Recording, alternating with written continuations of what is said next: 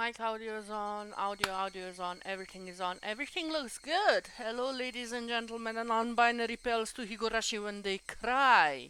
Haven't played this 3 weeks. I think it's this one.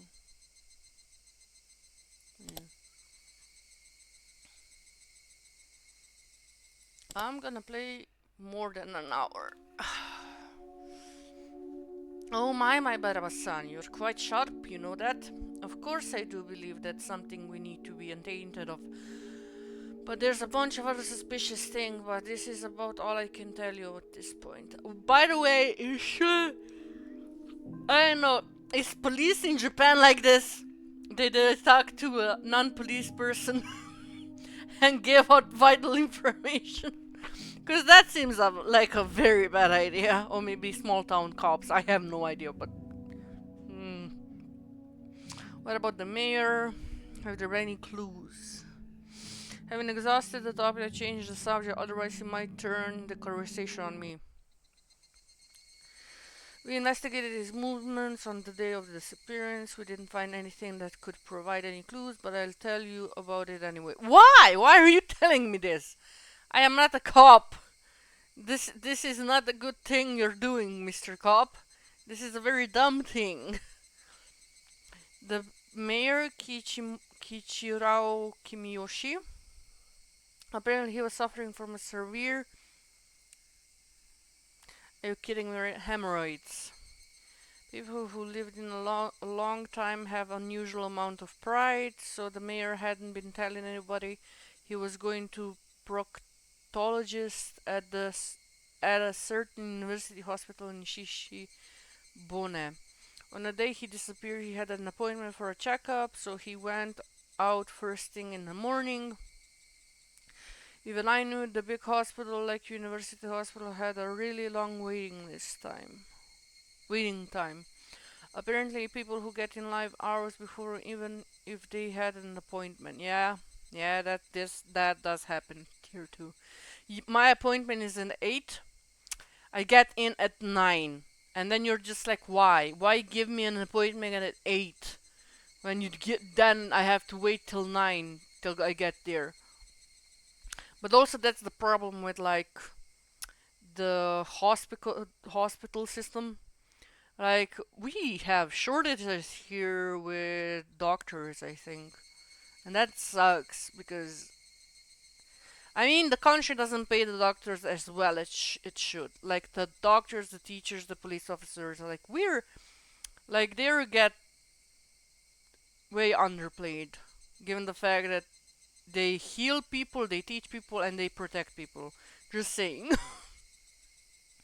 His exam ended at 1 p.m. Yo, hello, Amin. How you doing? Back at it again, huh? After 3 weeks. How you doing, Amin? His exam ended at 1 p.m. After that...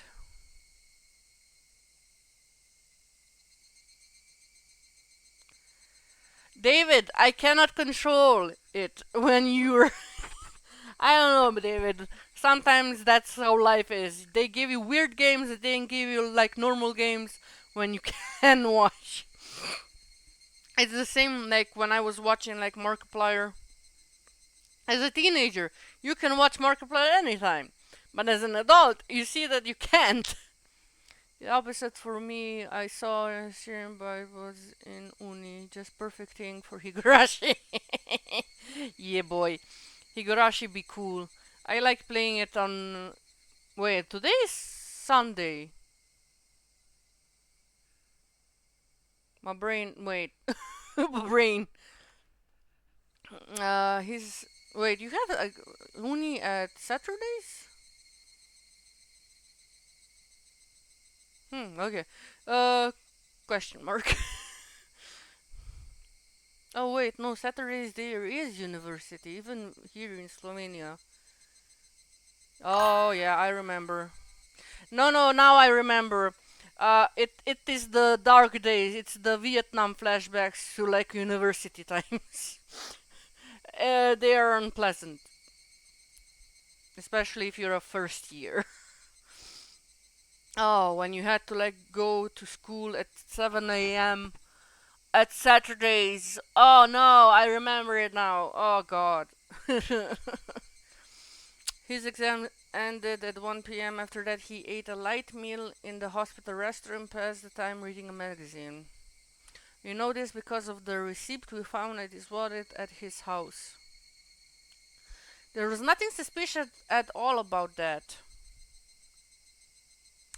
Pardon? Then why mention it? That day he had planned to go to a meeting in Assembly Hall in the evening. He was supposed to return home with plenty of time to spare, but while he was on the train coming back, there was an accident. Oh. Seemed it delayed him a bit, and he only got back to his house right before the meeting was scheduled to start. His family witnessed a very hectic mayor leaving to the assembly hall at the shrine. What was the meeting about? He disappeared on his way back home, right? The three families and the assembly members of the town assembly were at the meeting. Okay. So that's already telling you shit. It's either about it's either about the shrine, about the hooligans who entered it, aka I and the others, or it's because of the change of locks and the three families were not happy about it, or the two families and the essential members of the town assembly. So then on the way home, the old man who treated Simon like his own daughter. Shion, not Simon. Where did I get Simon?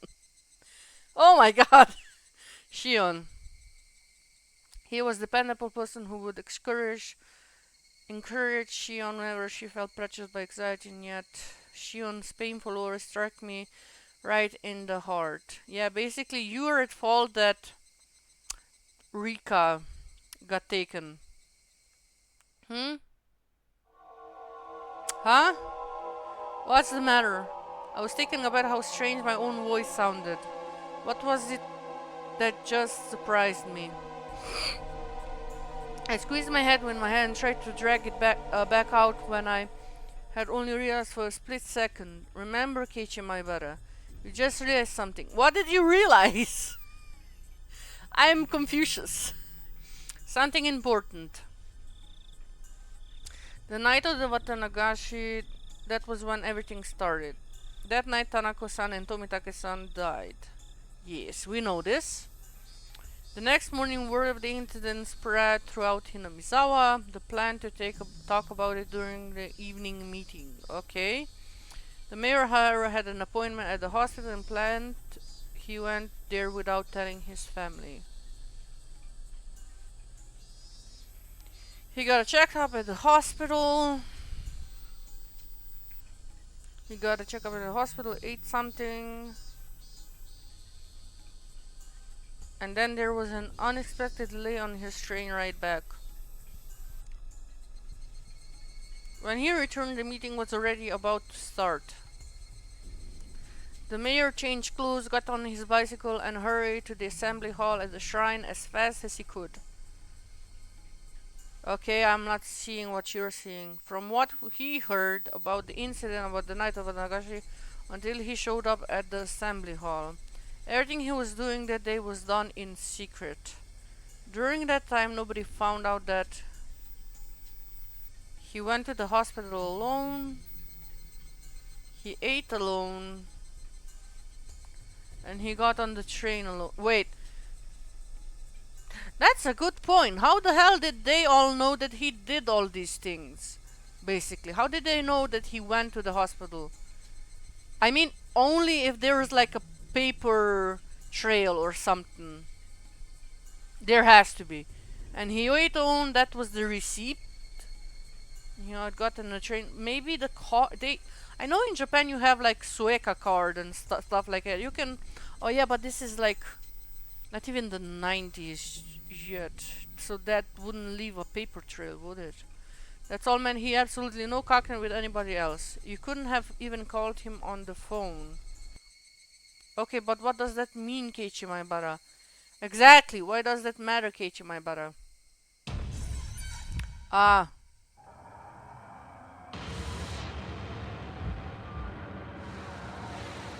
Hey Chisan, what should I do? What's wrong? Tell me. We're not keeping secrets from each other, right? Old man Kimiyosha, I told him everything. I told him everything. I told old man Kiyoshi everything.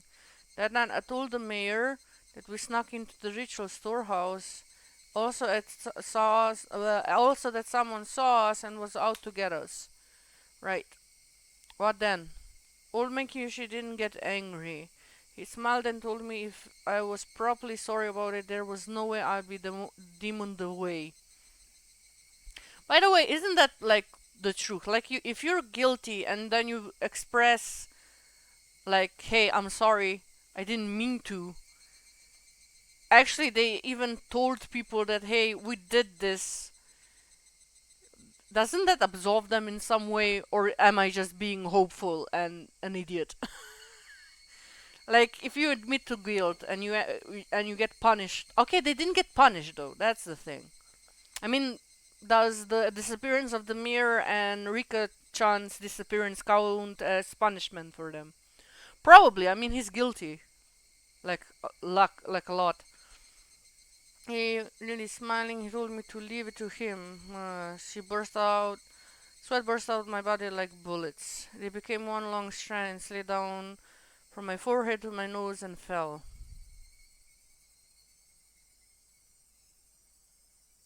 So then, what? What am I not seeing? What does it mean? Hey, Keiichi, my brother, no playing dumb. When did she tell him?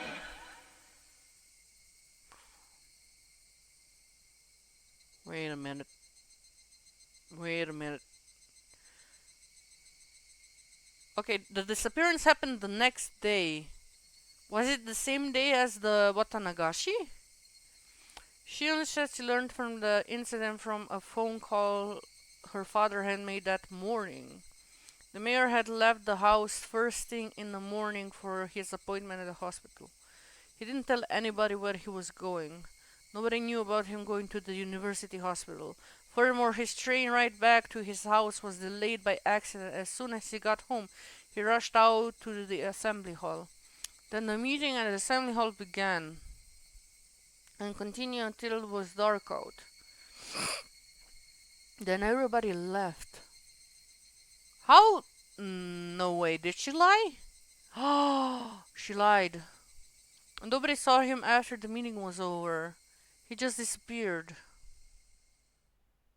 Which meant Shion didn't talk to him. My better son, are you alright? If you're too hot, I can turn on the air condition, Another part of me was messing with my thoughts, demanding that I not think any further. No, think further on that. Think. If she's lying, that means that. Oh, is Shion the killer in this episode? My head was pounding violently, and the fluids packed inside all blended together until nothing made sense. I was just about to settle that it had been smashed and melted in a blink of an eye, no longer able to retain its shape. My Barasan, are you in there? Ah, yeah. Oishi lit yet another cigarette. Why are you smoking near a child? Sweet Jesus. Come on, man. My poor lungs. There was yet another cigarette butt placed in the ashtray. Oh my god. Was it displayed the passage of time? Had my thoughts been frozen over for that long?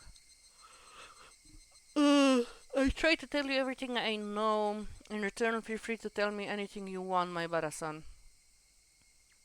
My mind has become a gigantic oozing mess. My brain felt like it had been totally minced by the blades of a blender, and I couldn't think. Now don't clam up again. If there are any misunderstandings, I like to clear them up first. I don't think you're the culprit here or anything. No, I'm not, but I'm fearing that Shion might be. Uishi-san gave his best attempt at an adult smile. I know the four of you snuck into the ritual storehouse at night. Everyone in the village heard rumors about it by the end of the next day. Also, who saw me? When I was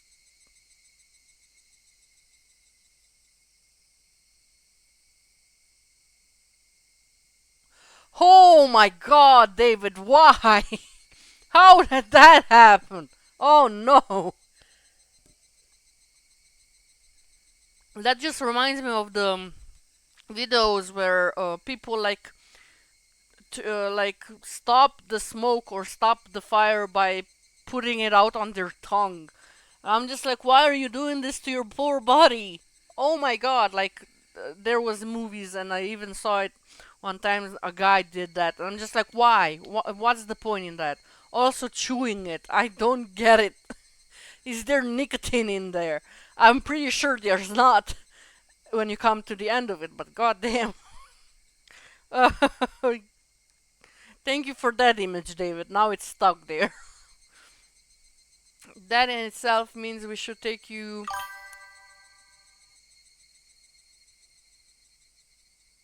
Oh God, David. What do you mean you put it out on yourself? Like arm? Please don't do that. That's very dangerous. Like I said, poor bodies. What are they going through each and every day? Yeah, yeah, you would. You don't do that anymore, thank God. Everyone in the village heard the rumors about it, but the next day, that in itself meant we should take you in for trespassing, but that isn't the problem. No, no, take him in for trespassing. Take him in. Teach the little shit something. Sorry, I'm being mean. It's what was inside. What was inside that made the people who snuck in there end up as sacrifices. There, there wasn't anything. As soon as I said it, I regretted confirming my presence there. But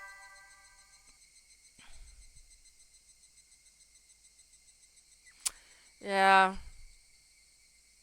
uh, like I said, I have friends that did things like that and much worse, and all I'm thinking is, oh God, like every day our bodies go through bullshit at each and every day, and we just make it worse somehow. My guilty conscience is that I eat too much.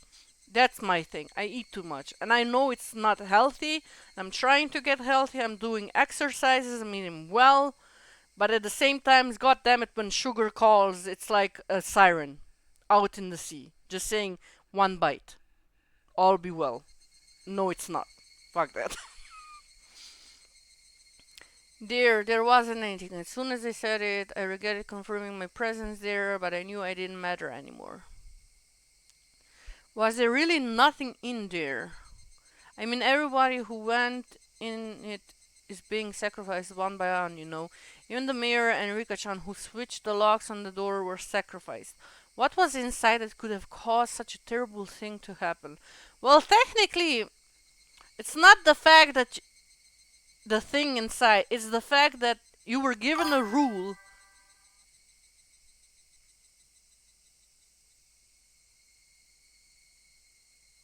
Yeah, that's a good song. Nice. I like that. I like that lyric. um. So this is the thing. I don't think it's what was inside of it. Hello, Lan. Hello, Goose. How you doing?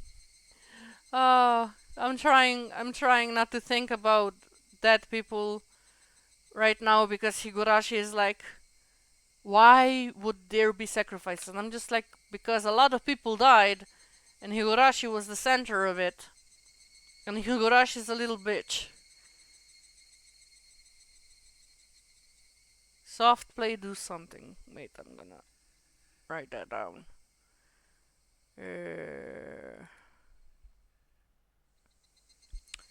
soft play, do something. There we go. I got it on my doing well. I'm doing good. Like everything is chill. I like drew one illustration for my school's anniversary. We are having a big gallery and stuff like that. Then I drew a comic for a well-known publisher here in Slovenia. So that's gonna be good. Hopefully, if they pick me. Uh, Otherwise, Yeah, it was like hectic for like 2 weeks. That's why I didn't play a lot. And what was oh, my manga is going well. I'm currently at volume 4, so that's good. Uh, Everything else is going well too. So I'm drawing a manga. Yeah, I draw a 2-page comic for a competition. Well, not a competition. It's like they're looking for something to put in their magazine. It's like in Japan, they put something in magazines and then they discover you like that. So, but yeah, I'm doing a manga too. For either I'm gonna try to like send it out to other publishers, see which one is gonna grab a hook, and hope for the best. That's all you can do actually. I was far too tired of keeping quiet about this. Perhaps that so was Oasis-san's goal along, but then again, that didn't matter anymore. There was just a lot of torture devices that were used a long time ago. Exactly. That's not. I. Oh, thank you, David. That's so nice. Yeah, I really hope because I have like 8 volume plan. Now I'm doing all like clean sketches and stuff like that. So uh, I'm actually now volume 4, 4 more volumes to go, and then just inking and halftones and stuff like that. But thank you. I hope publishers actually see it and say, yeah, we're printing this. There was just a long torture device that were used a long time ago. I looked around at them with everyone. What was that really all? That was really all. There was nothing terrible in there that would make you keep silent. Like a pile of psychoactive drugs. No, nope. Maybe a secret poppy workshop. You can make drugs out of poppy? Damn. Perhaps there was mountains of Soviet and Chinese handguns. What the fuck? There weren't any suspicion wooden boxes and containers packed in there. There was nothing. Oh yeah, we actually did. Now I remember. Opium poppies. God damn. Like I said, I haven't played this in 3 weeks. My brain is mush. Also, I was sick. It didn't help. Oh, you're half that when you're sick. There was nothing as exaggerated as Ueshiri-san was hoping, but I felt like in a way there was plenty of terrible things hidden in there. From the perspective of someone who viewed the storehouse as sacred, whenever or not I thought I had seen some crazy things didn't matter in the slightest. The 4 of us broke the taboo. That's exactly it. You didn't see shit that could lead you to go to prison, right? You broke a rule, and that rule was like top notch. Don't go into the shrine. You went into the shrine, and people here are already like psyched up to an extent that I would have to say like they'd be crazy. Punish us.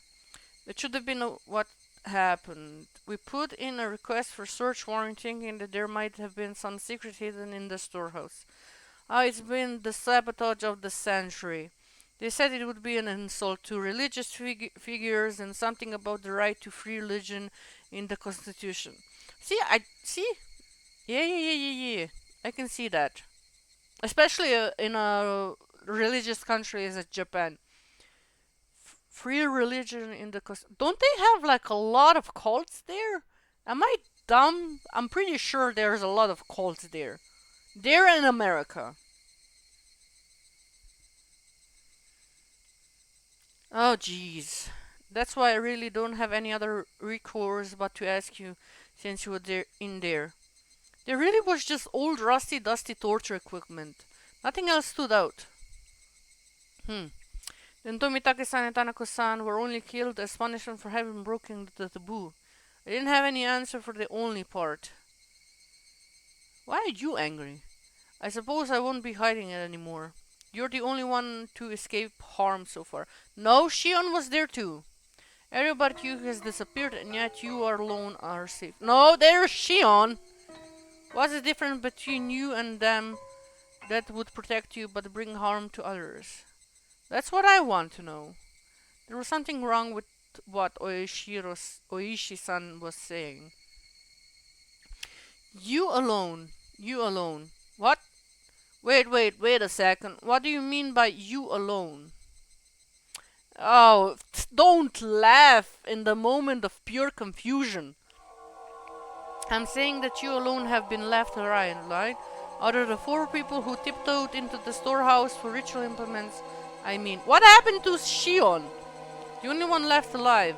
Hold on. Shion was still... Jiro Tomitame-san, Mio Takano-san died that night, and Shion-san Sonozaki... Shion Sonozaki disappeared the next day. Only you are still safe and sound at this point. What the fuck? How did they... What happened to Shion? Why did they... What? No.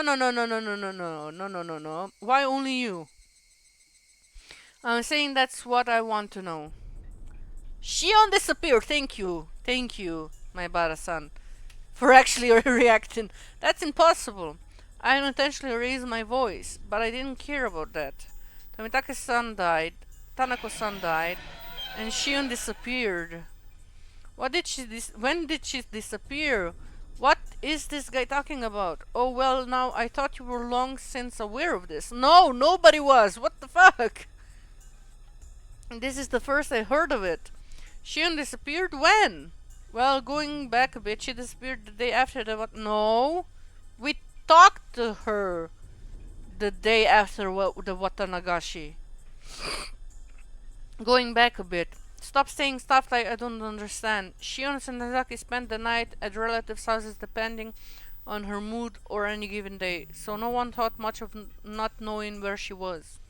She frequently takes days off from school too. Okay, that's... Okay, not really liking that. Her teachers have been pretty troubled by it. Didn't ask any about that. I'm asking you when Shion disappeared. I told you it was the day after the Watanagashi. I talked to her the day after the Watanagashi, didn't I? Is my memory bad? The fluids in my body are reverse direction. I lost my sense of balance, and everything I could see started to wrap and twist out of shape. I simply couldn't endure it. Hang on. Shion had already disappeared? Then, the night that phone call, who was that? I knew it!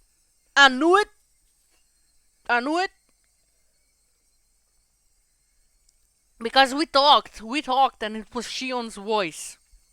She called me every night. She encouraged me.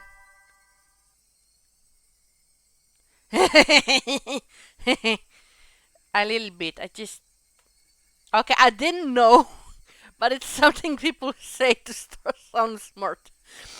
We vowed that she would do our best to live on. No, I knew that we talked to her the night after the Watanagashi, and now he's saying she called me every night. She encouraged me. Who the fuck have I been talking to? Have I been talking to Mion? Have I been talking to Mion? Yes, that should have been a phone call with Shion. Should have been a phone call with Shion. Should have been a phone call with Shion. But it's not. Shion. It was Mion, wasn't it? She took breaks from class like it was nothing, and her family wouldn't listen when I told them, so I didn't bother calling the school in the end. So it ended up taking quite a while before we realized she disappeared. I felt a stabbing pain like needles being pushed into every pore of my body. It started on my back, began spreading through the rest of me. When it had completely covered the surface of my skin, it began to worm its way inside my stomach as well. Don't you remember? We talked at the library the day after the Matana...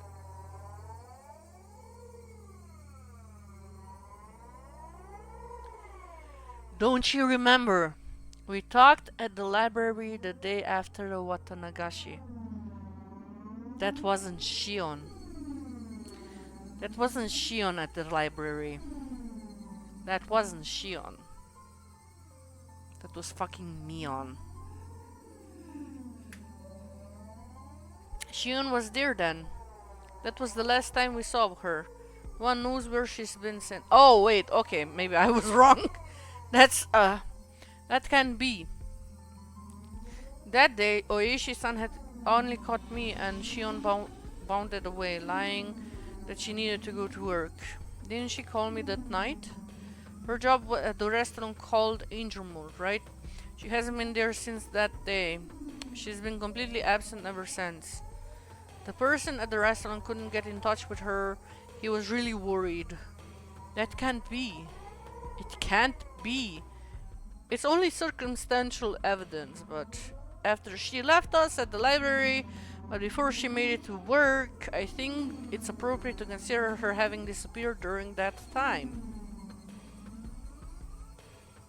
Okay, weird wild theory here. What if that wasn't Shion at all? What if Shion was taken the night after the Watanagashi, right? It's said two are dead, two are have to be demoned away, right? So what if she was demoned away immediately? Like no shit, she was demoned away, and Mion took her place to find out if uh Maibara was there at the shrine. Right after Shion ran away without me? It seems that you didn't know. Maybe if you had something said earlier, this would have gone more quickly. Fuck you, you old bastard. Now you understand, right? You're the only one left. You're the only survivor of the four who slipped into the ritual storehouse. It couldn't be. It just couldn't be. If something else happens, it would happen to you. I need you to understand that, my brother-san. It can't be. It can't be. Okay. Shion already disappeared? That couldn't be. It couldn't be. I've talked to her the day before yesterday. I've talked to her last night. She was going to call me again today. Oh my god. That was Shion on the phone. Shion on the phone. It was from Shion. From Shion. Nah, bruh. Not Shion. Shion has long since disappeared. Next will be you. Thank you, cop, who... your soothing words have bombed up my anxious heart. Fuck you, old man. Sorry, I'm being antagonistic to Eshiro. He was like my favorite character in episode 1. Now he's just a little bitch. Then who was on the phone this past night? Who was on the phone this past night? Okay. You know who it was. It can't be. Oh my god, that's...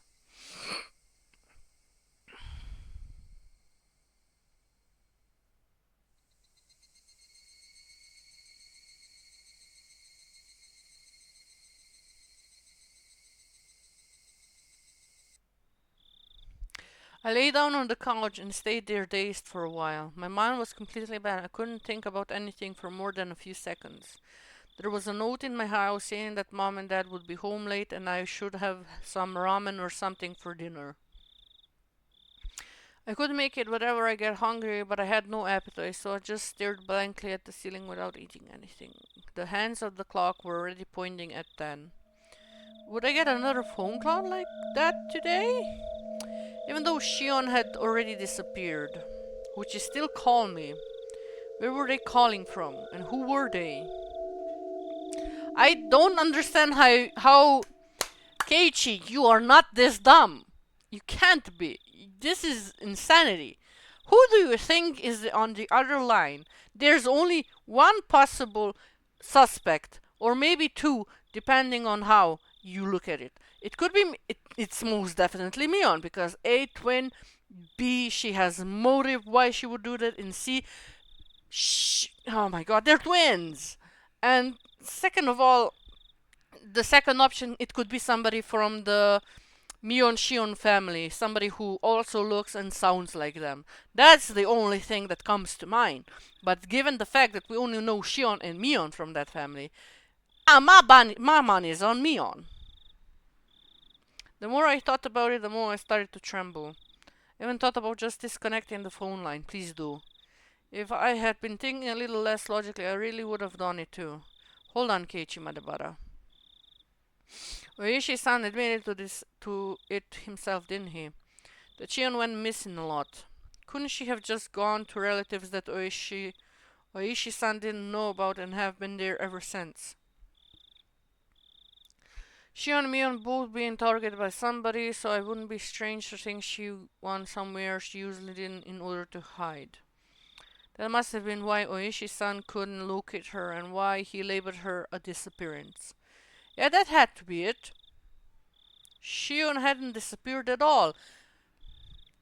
Oh my god, the dumbassery. Oh, oh, it's painful. Oh, you are dumbass.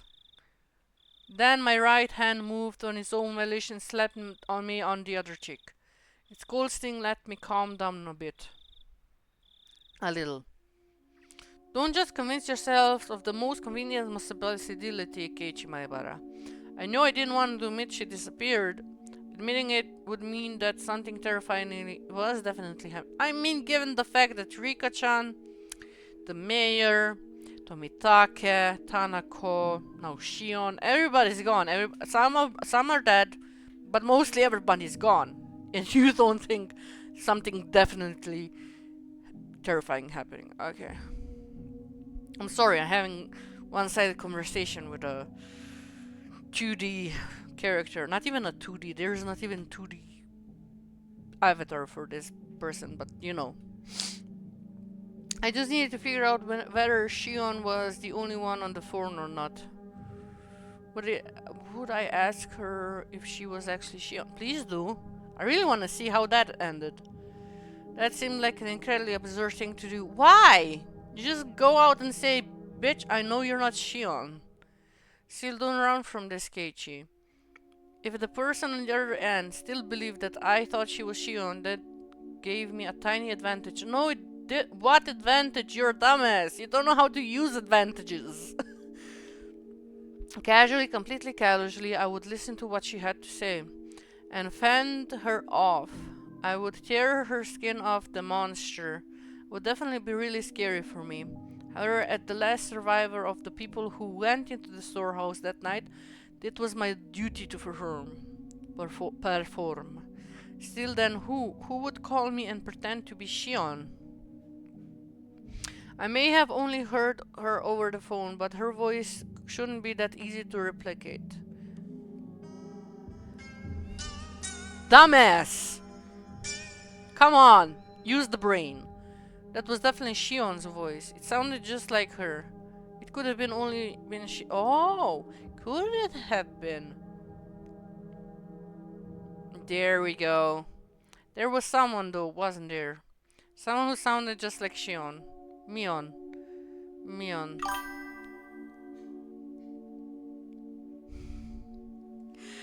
He is. He is. Mion, who else could have been this? At this point, seriously, after all this time, all these little things that didn't quite make sense about Mion until now overwhelmed my mind. Like being questioned about sneaking into a ritual store and then how she shook the leather while spurting curses. Who else could have? Why though? Why would Mion?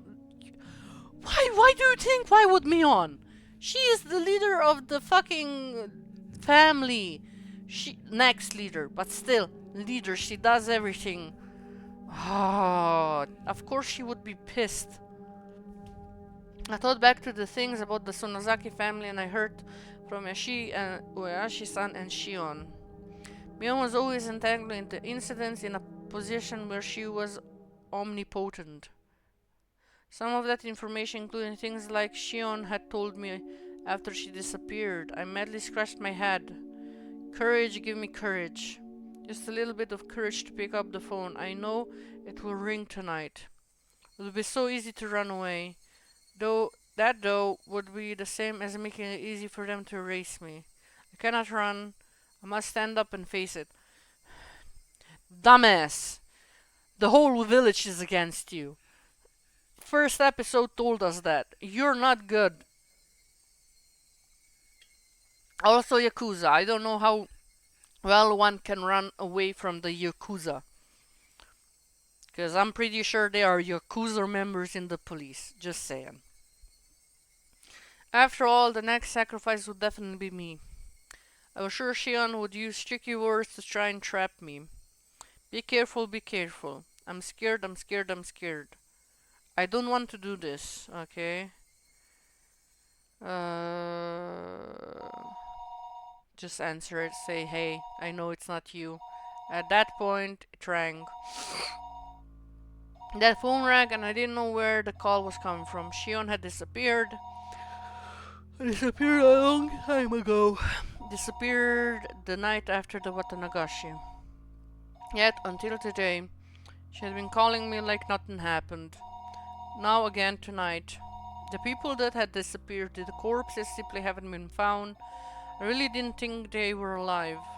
So if there really was Shion on the other end, then does that mean she's calling me from another world? Of course that couldn't be. I wanted to say, are you kidding me? Okay, he gets it. A living being was calling me, pretending to be Shion. She was long gone, and yet as though she were alive and well. The phone continued in incessant ringing. I didn't want to pick it up. I didn't have to. I just concluded, though, that not doing it would have solved. Can you just pick it up? Then what would I do after I answered it? Would I immediately declare she wasn't Shion and ask who she was? Alternatively, would I pretend I was still fooled and try to grab her by the tail? That would probably be the safest thing to do. What I was most afraid of was the person on that phone would do what she realized I knew she wasn't Shion. However, as long as I continued to let her think I was fooled, she couldn't she wouldn't do anything extreme, right? Okay, this is probably my brain because I watch so many true crime shows and fictional true crime shows. And I'm just like, this never ends well.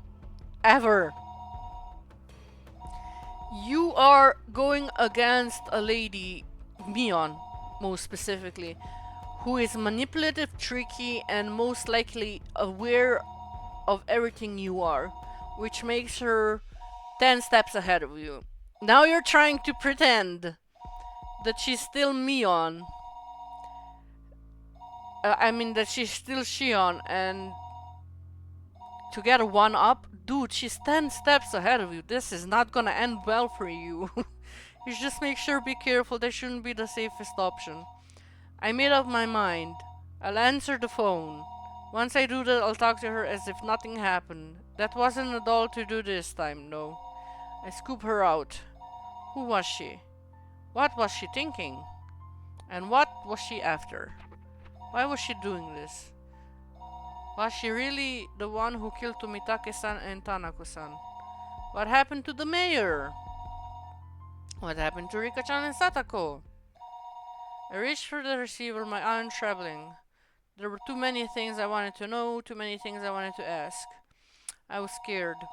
I should start by picking up the phone. Pick it up, Keiichi. Pick it up, Keiichi. Hello? Oh, how relieved I would have been if I hadn't been a call from Shion. Hey, Kei-chan, it's me. It's Shion. Mother! Okay. My momentarily convenient and about all feeling prediction was ripped into 1,000 pieces. I couldn't help shaking at this point. Get ready for this. You took a long time to pick up. I thought you weren't home, and I thought about to hang up. You were not? Ah, sorry. I was just in the bath. Did your family not pick up for you? Could your parents be out right now, Kei-chan? I failed. I let her in on a final piece of information that I was currently the only person in my house. Well, no, they're not really. Anyway. Have you heard about Rika-chan and Satako? No. What happened after that? Were they found? Nah, they weren't found. Kei-chan, please don't lose hope. You bitch. Oh my god. If Oishi-san hadn't let me know, then I might have been allowed myself to shed a tear or two at Shion's considerate words. Instead, now that it come to this, I couldn't take her words at face value. The person on the other end of the receiver, the more perfect as Shion they were, the more my blood curled in fear. Rika-chan and Satako, they were kidnapped, weren't they? Yes. I don't think there's much doubt. Just how cruel and grave a meaning did those words hold? Their weight astonished me, and then a moment later I was overcome with numbness. I felt like I would pass out. I had asked if Rika-chan and Satako had been kidnapped. Shion, in turn, had answered that there wasn't much doubt. The cruel meaning behind her words. Rika-chan and Satako were. Oh no, I mean, I'm sorry. About the mayor. What do you think happened after he was kidnapped? Do you think he was still alive? What happened to Rika-chan and Satoko after they were kidnapped? That's what I wanted to ask, but I frankly caught myself. What if she had given that question a terrifying response in such a way that sounded it nothing to do with her? I was scared of that, and I immediately brought up the mayor. That said, however much I talked about the mayor, Rika, I think he was killed. Wait, what? That was quick. I think it must have been really hard to kidnap someone and keep them like they are. As long as they're not hostages, it would be most practical to kill them once they're done with them. Yeah, that's true. The wall started to bend so much I almost lost my balance. The scenery in my eyes rolled around and around like the hands of a clock and tried to swallow me whole from below. I frankly put a hand on the wall to support myself. A moment later, severe nausea welled up in me. How was she saying such things so lightly? Kill them so readily. I mean, what a human life or two anyway. It's a horrible thing, but I think that's probably what happened. If the mayor was Hey, that's a song. Wow, okay, I like the beat. If the mayor was killed, did that mean the same had happened to Rika-chan and Satako? Oh my god, this is so 80s, I love it. No, that couldn't. They weren't some random old man. It was Rika-chan. It was Satako. They couldn't have killed them so readily. It's probably better to think that Rika-chan and Satako ended up the same way. Oh, you bitch. Oh. I'm not doing this. Wow. Those were the words I wanted to hear the last, and I fought them back with a scream on my own, even though I wouldn't change anything. I still couldn't help but scream. Ah! This time the tears flowed. I'd been confronted with the most horrific outcome that I've been trying to avoid considering ever since last night, and I cried. There was no longer any doubt that this is my fault. I killed them. No! You self-sacrificing idiot. More likely the narcissistic idiot that you are. It's not your fault. You didn't do shit. Oh my god. I killed Rika-chan and Satako. I succumbed to the weakness of my heart and confessed everything to Rika-chan. No. That's why they were killed. No. That meant I killed them. No. When Rika-chan looked at me with those innocent eyes, if only I hadn't given in. Okay. Even my voice gave out, and still I cried. And cried.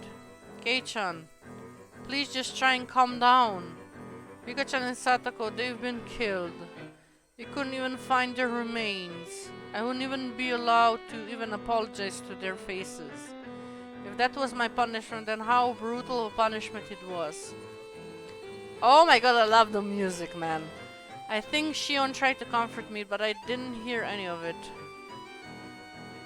What are you going to gain by doing that? You're definitely going to target you and me next. Please, I'm asking you, get a hold of yourself.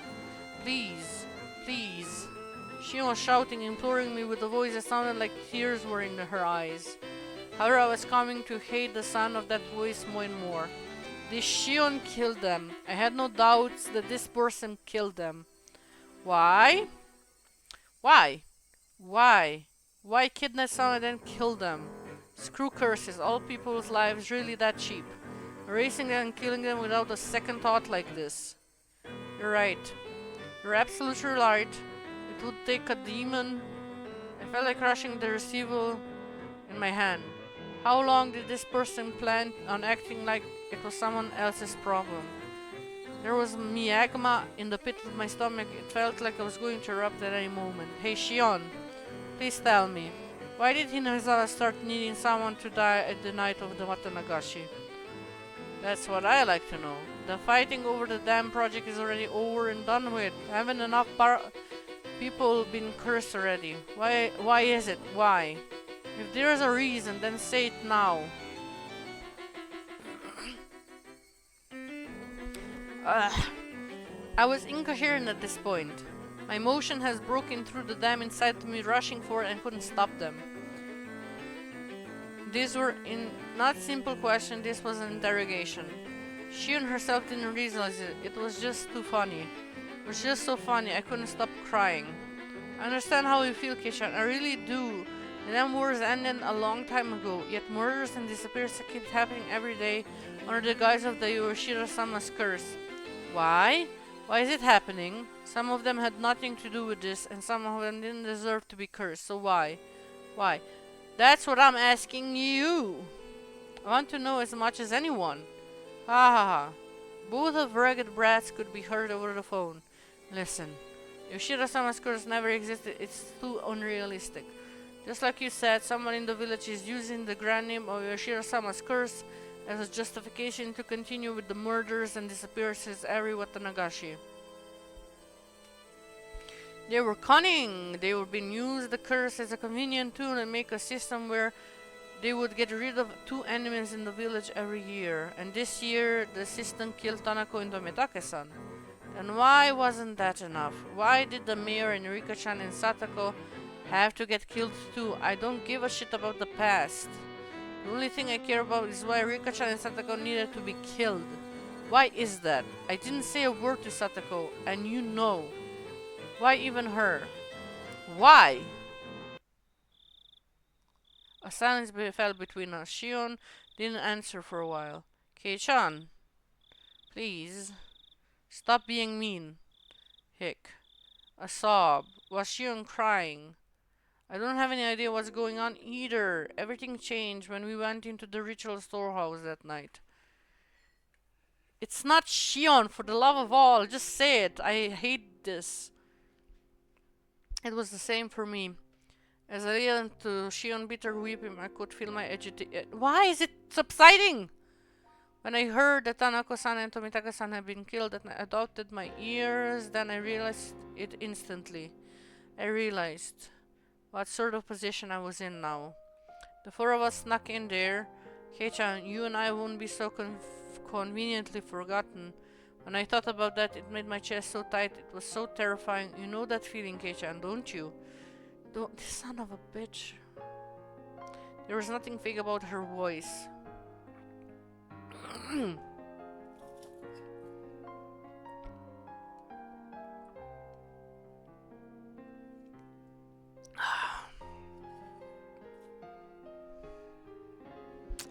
There was nothing fake about her words.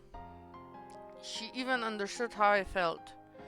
That's why I confessed everything to old man Kimiyoshi. All of us entered the forbidden store. It was just a little bit fun. We knew we shouldn't have done it, but it really has just been for fun. It was only a bit of exploration, that was all. Tanako-san and Tomitake-san, who went into the us, were killed shortly afterward. They met much miserable ends. Since that day, I've been living in fear of when I would be attacked. There was nobody except old man Kimiyoshi who would help me. So I asked him to save me. Old man Kimiyoshi, he wasn't mad. He smiled and said, if you read your story, Soyun-san, then you'll never be demoned away. He really did smile at me and told me to leave it to him. Sob. I'm not believing bullshit. Shion cried, recalling the beloved mirror's death, with such a sad voice that none of it heard could prevent it from tasting their hearts. Again, I didn't let my emotions take over, and I got off at her. Shion was in the same. It's not Shion, you dumbass! Shion was in the same situation as me. No, she's not. She's gone, you. Son of a. She should have been my one and only comrade. Thump. My heart pounded. My other self deep within my mind whispered to me, "Don't forget Keiichi, my bara. Don't forget about the mayor on the morning of the Watanagashi. He was told that Tanako and Tomitake-san deaths over the phone and committed to a meeting that evening. He went to the hospital appointment. He didn't tell his family. He only made it back just in time for the meeting. He went straight to the assembly hall. That's what Oishi-san said." Just say it's not. When did you let the mayor know? Hick? Huh? I'm sorry, Shion. I must seem like I'm kicking you while you're down, but Shion, you told him, right? You told the old man Kobayashi, the mayor. Yes? Hick? When did you let him know? Eh? I began to get scared of saying it out loud after hearing her sad voice. I wasn't saying it was contradictory, though. Besides, if there was a contradiction, then I wanted Shion to explain it to me. Did you know the mayor had a severe case of hemorrhoids and had to go to the hospital for treatment? Kei-chan? What does that have to... Please answer me. If you didn't know, then just say so. There was a momentary silence. Then, after stammering a few times, she replied, "I knew that. He did had hemorrhoids. It looked like sitting down was really hard for him. He was going to the hospital. You know which hospital, right?" "I'm sorry? I don't know that much, but... Kei-chan, what does that have to do with... Shion didn't know what hospital the mayor went to. That meant it was impossible to have gone to her all the way to the hospital to confess everything. Since she didn't know his destination, then she obviously couldn't have seen him on the train either. If there was any other chance for her to contact him, it would have been after he came to Hinamizawa. Then train, however, had been delayed, and he only got back before the meeting was about to start. He didn't have time. Therefore wouldn't have been enough time for him to listen to Shion spill the beans. I want to ask you straight. Shion, when didn't you tell the mayor about everything? When and where? Your answer doesn't have to be precise, but please give it me one." Oh, now you're not answering, huh? Now you're not answering. Why are you asking that? Hick. The sob proceeded into my ears. I was taken by the illusion that I was bullying her. Even so, I'll say it. If I'm wrong, then please correct me. Please prove to me that you're the real Shion. It was impossible. The day the mayor disappeared, from dawn until he vanished, there was no opportunity for you to contact him. Eh? That's... The mayor left first thing in the morning for his examination at the university hospital all by himself, without telling anyone. Shion, you just said you didn't know what hospital he went to, so you couldn't have contacted the mayor until he got back. Isn't that right? Happy. Hick. His train back was delayed by accident and he didn't return to his house until the meeting was about to start. So there was no time for you to have told him the meeting started either. I heard Shion repeating her weak sobs. A sort of family voice automatically gripped into my heart. It was so painful for me to say it.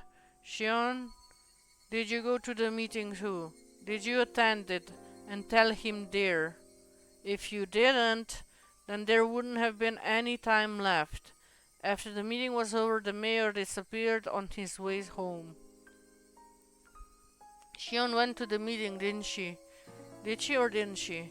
The question was simple to answer, but she didn't give me an immediate response.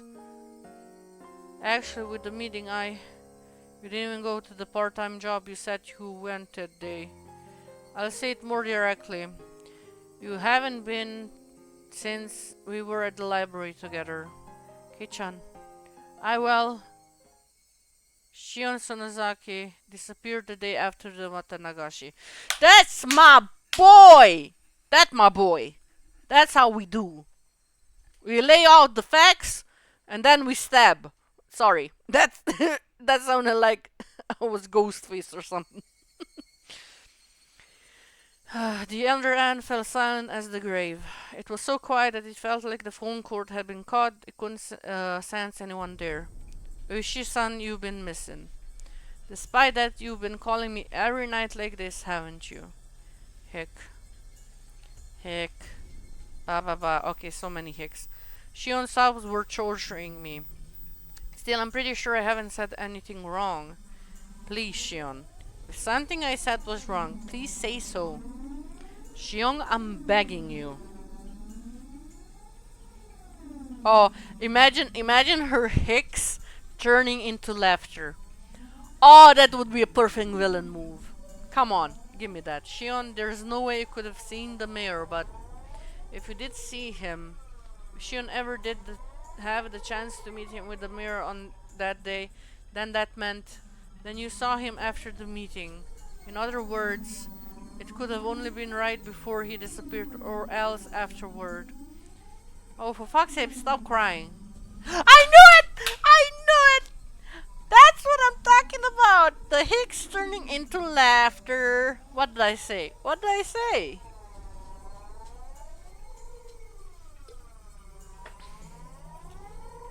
Never doubt an otaku. They know shit.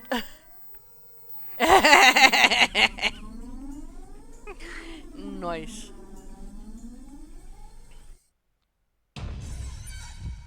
Beep, beep, and the dial tone. I stood there dazed for a moment until I realized she had hung up on me. That's what I'm talking about. This is what I'm talking. This is horror. This is good. I love this.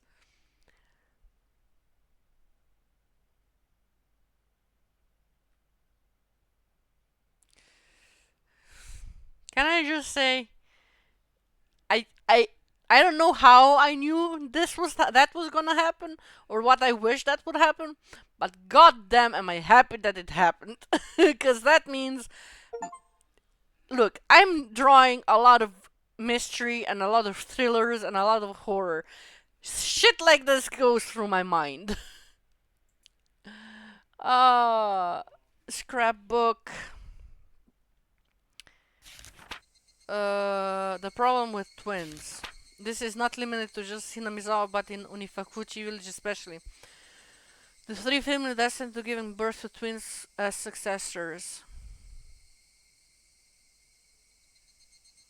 The three families detested giving birth to twins as successors.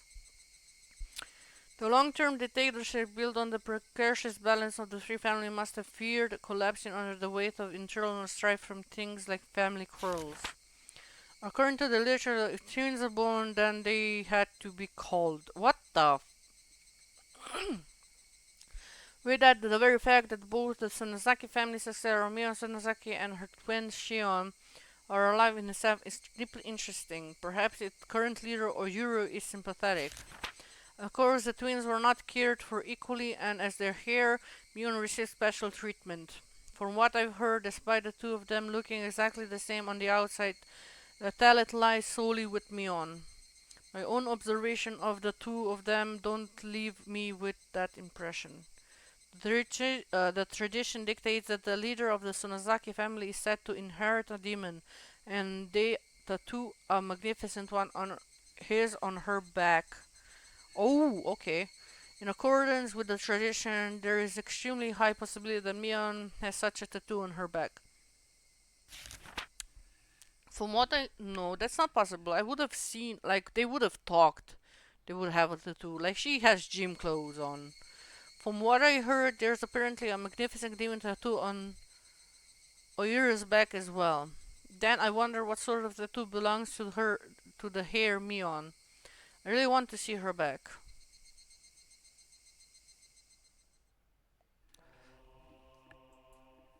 Okay. Reserved for the day. Suzu, my young parlor. Clatter clack clack. Hey Akura-chan. That's the last one here. All the youngsters are here already. Nah, excuse me, miss. Oh my god, shit. Can I get a break from you? Handed over a convenience store bag with a carton of cigarettes in it to the old lady who owned the Mion parlor, and she surely made herself scarce. She was used to this by now. Oishi-san, good work today. What? Were you all earnestly waiting for me? You could have just done three-player. Everyone sitting at the Mion table in the small parlor were Oishi's subordinates, but there were no tiles laid out anywhere. Everyone, I'd like to thank you for your days of investigation without sleep. Thank you. Energetic responses filled the parlor. Already it had lost the atmosphere of a place of entertainment. The situation is not looking good. The chief appears to have backed down due to Congressman Sunazaki's threats. I don't like that there's a congressman. In the coming days, we'll hand off Tanako's murders to the Gufu police and give the missing persons case of disappearances of the mayor and the others to the community division. The then upstart chief. The veterans in the room cursed him. Of all our requests for warrants were turned down as well. I've been told by our section chief not to go anywhere near the Sonozaki house. This is bullshit. We're certainly in the bind that we are. Incidentally, it took like I'll be getting older soon to get training at the Metropolitan Police Department starting next week.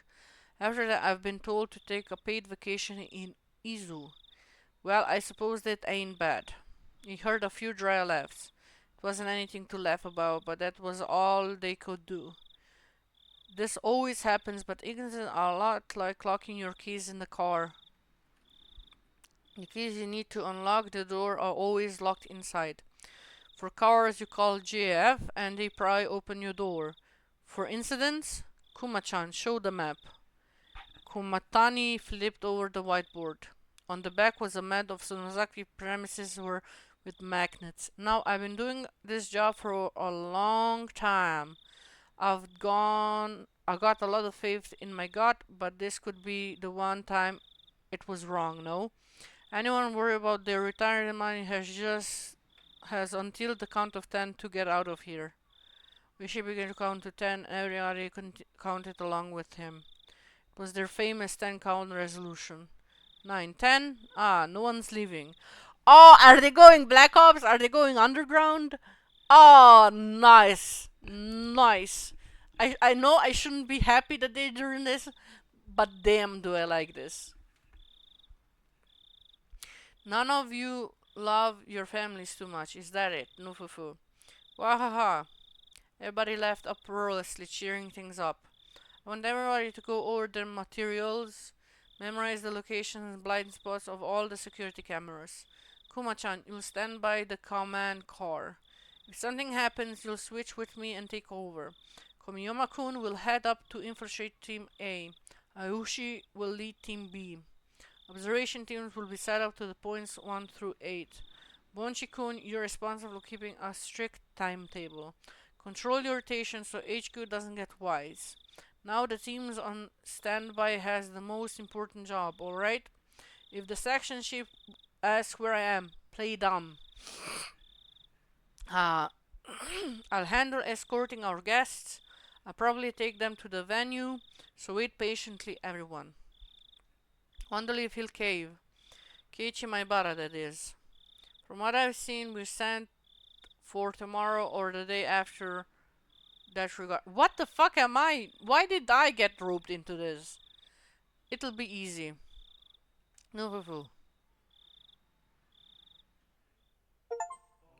Oh,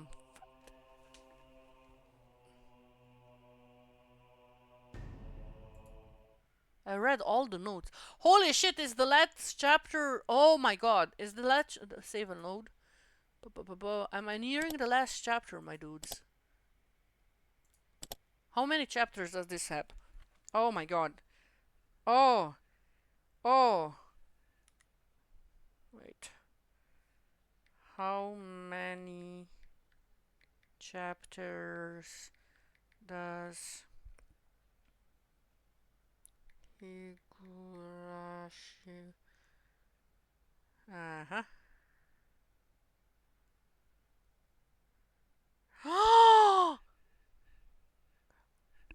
One more chapter. I got one more chapter. Let's do this. Let's finish this today. Let's do this.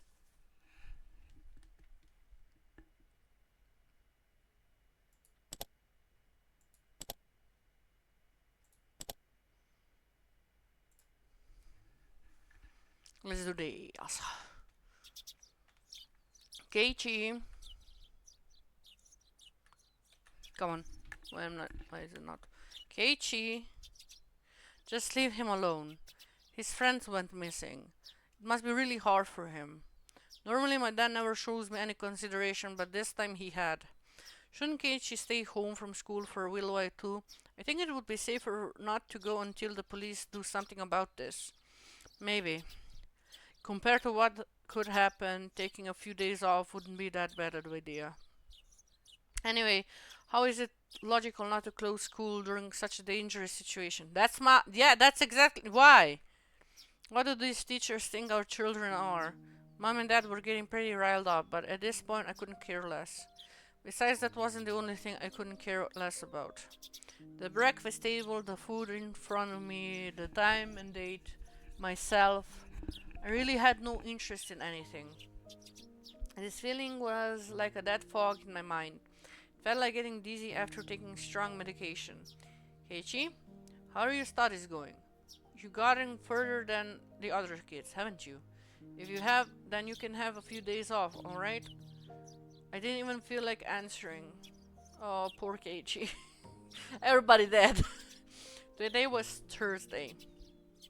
Only 4 days have passed since the Watanagashi festival. Such a short time, and yet now things were completely different.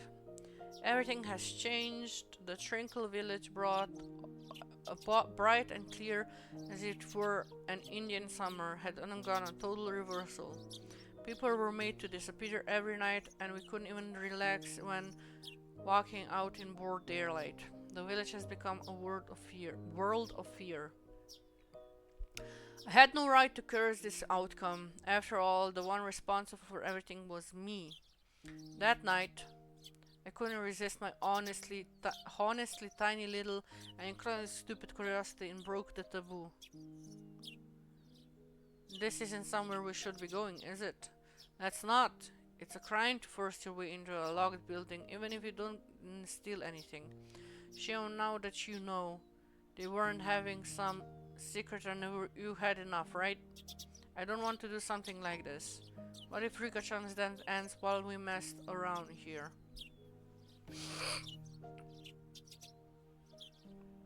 I paddled on and I took the lock from Tomitake-san and put it back on the door. I forgot everything I saw here, so come on. Let's go, let's go. Tanako-san was threatening, but I pushed her away. Tomitake grinned painfully. Shion's shoulders dropped as if to call me an idiot. Even so, I didn't care. I pushed everyone further and further away. Rika-chan's dance was still going on. Then at last her dance was brought to a close with a rolling applause. I too, until my hands were turned red, I clapped. And I clapped. That's a nice thought. Everybody dead. Ding dong. Isn't it Rena-chan? She's here because of your usual meetup time, isn't she? I looked up at the clock. It was 5 minutes past my time to meet up with Rena. Keiichi, shouldn't you take a few days off from school? You're right. Thanks for being so considerate. I rose from my seat. I went to the entrance to greet Rena. Good morning. We're going to school as a group starting today, so you can be late. That's right. If we, the ones furthest away, were to be late, the younger kids on the way would be waiting for us. I think I'm gonna take some time off from school. Okay. Rena answered slowly, nodding. I think you should do whatever is best for you, Keiichi-kun. So you don't need to feel that you're weak or anything. Oh, and here. It's a notice they're sending around. Could you give it to your mom? I think it has a lot of important announcement in it. I took the notice. There were a lot more pages than normal. The one on top announced the disappearance of the mayor, Rika-chan Satako, and that they wanted any information about them. It made my heart ache.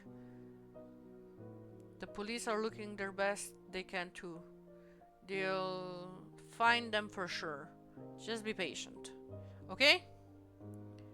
Rena said, smiling in an attempt to give me courage.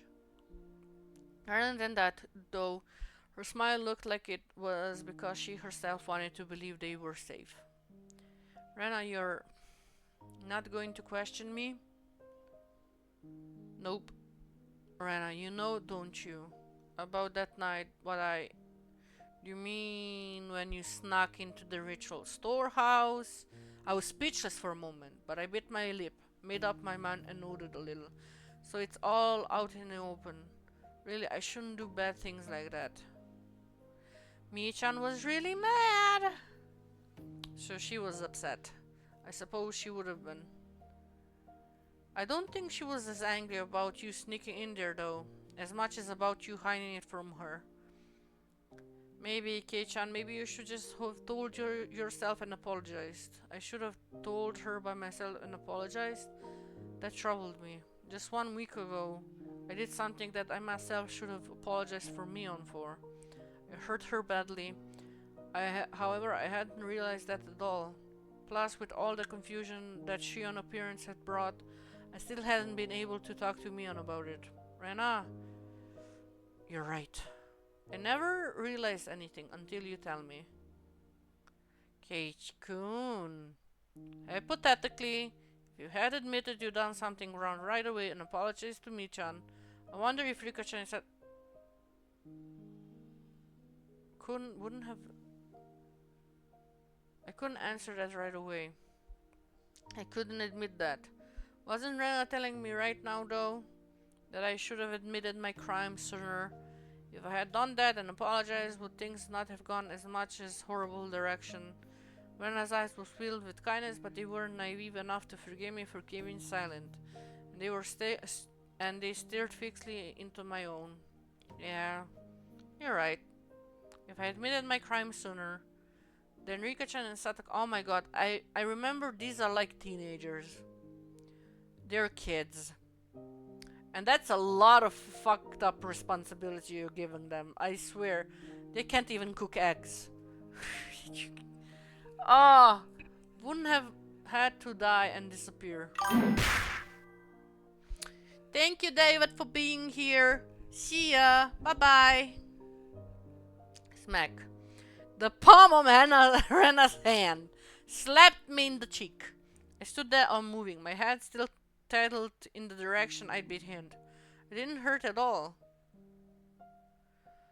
I don't think anyone has scolded you, Keiichi-kun. So I scolded you in their place, okay?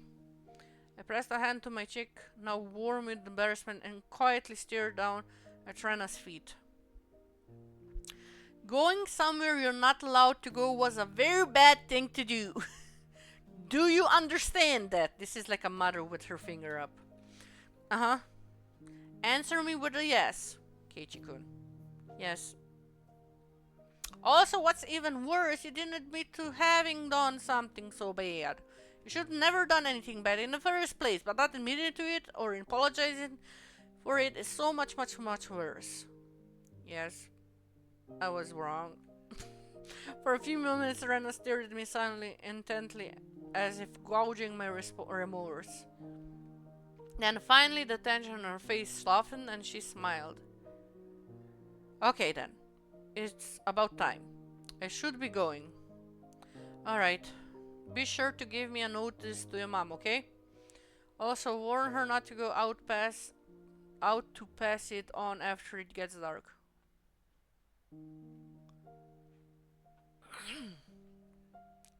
I bent down to pick up the noose which I dropped when she slapped me. Then pages had come out and clasped and were now making a mess on the floor.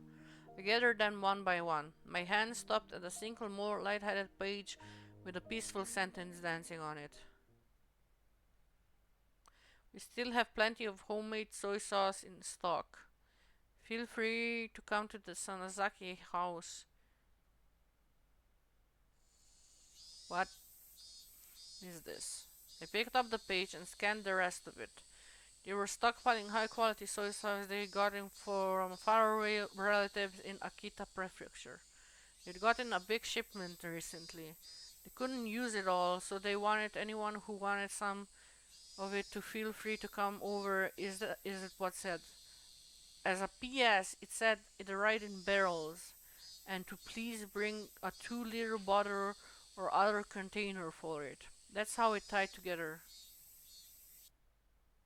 If you need some soy sauce, then you would go to Sunazaki's house, Rena.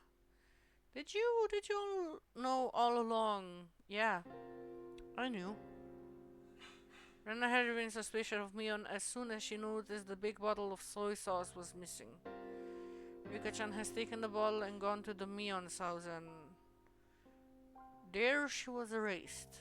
Rika-chan wasn't coming back, so Satoko called Mion's house since she knew where she had gone, and then Satoko called there as well. The meeting on the day of the mayor's disappearance, and didn't Oishi-san say that the three families participated in it? The three families would include Sonozaki family. Didn't he also say that the current leader was really old, so her hair Mion frequently stood in her at yeah, Mion. While the mayor was returning from the shrine, Mion called out to stop him. She talked to him, invited him to her house, and then she made him disappear. It was probably simpler to make Shion disappear. Shion was part of the Sonozaki family. They probably knew exactly how she was doing at all times. I'm sure they even knew her part-time job schedule too. Thinking that wasn't that Angel Matsur managed by the Sunazaki family, setting up an ambush for her there wouldn't have been any trouble at all. I'm going to Mion. I'll go apologize. I'm going to have to put an end to everything. Mion probably won't forgive me easily, but I'll go and ask her not to sacrifice anyone else. With that decided, there was no need for me to be lazing around. Put on my slipped past Rena to exit the house when she stopped me. I'm going to. Rena, shouldn't you go to school? This is way more important than school. Rena, you shouldn't come. If you get wrapped up in this too, then I'll think I might actually go crazy. Rena didn't move her arm, which was blocking my way. If Keiichi disappeared as well, then I think I might actually go crazy too. Oh, Rena! Oh, girl! That's a bro right there. So I won't let you go alone. Rena argued boldly as tears welled up in her eyes. I saw them and I knew the strength of her resolve. Alright, let's go. Thank you, Rena. Rena nodded slightly but firmly and finally let down the arm blocking me. Let's go to Mion's house. I'll apologize for the crimes I've committed, then we'll put an end to these twisted days. After that, I'll pray. But once more, we can return to those fun, lively days. Everybody's dead. That's not.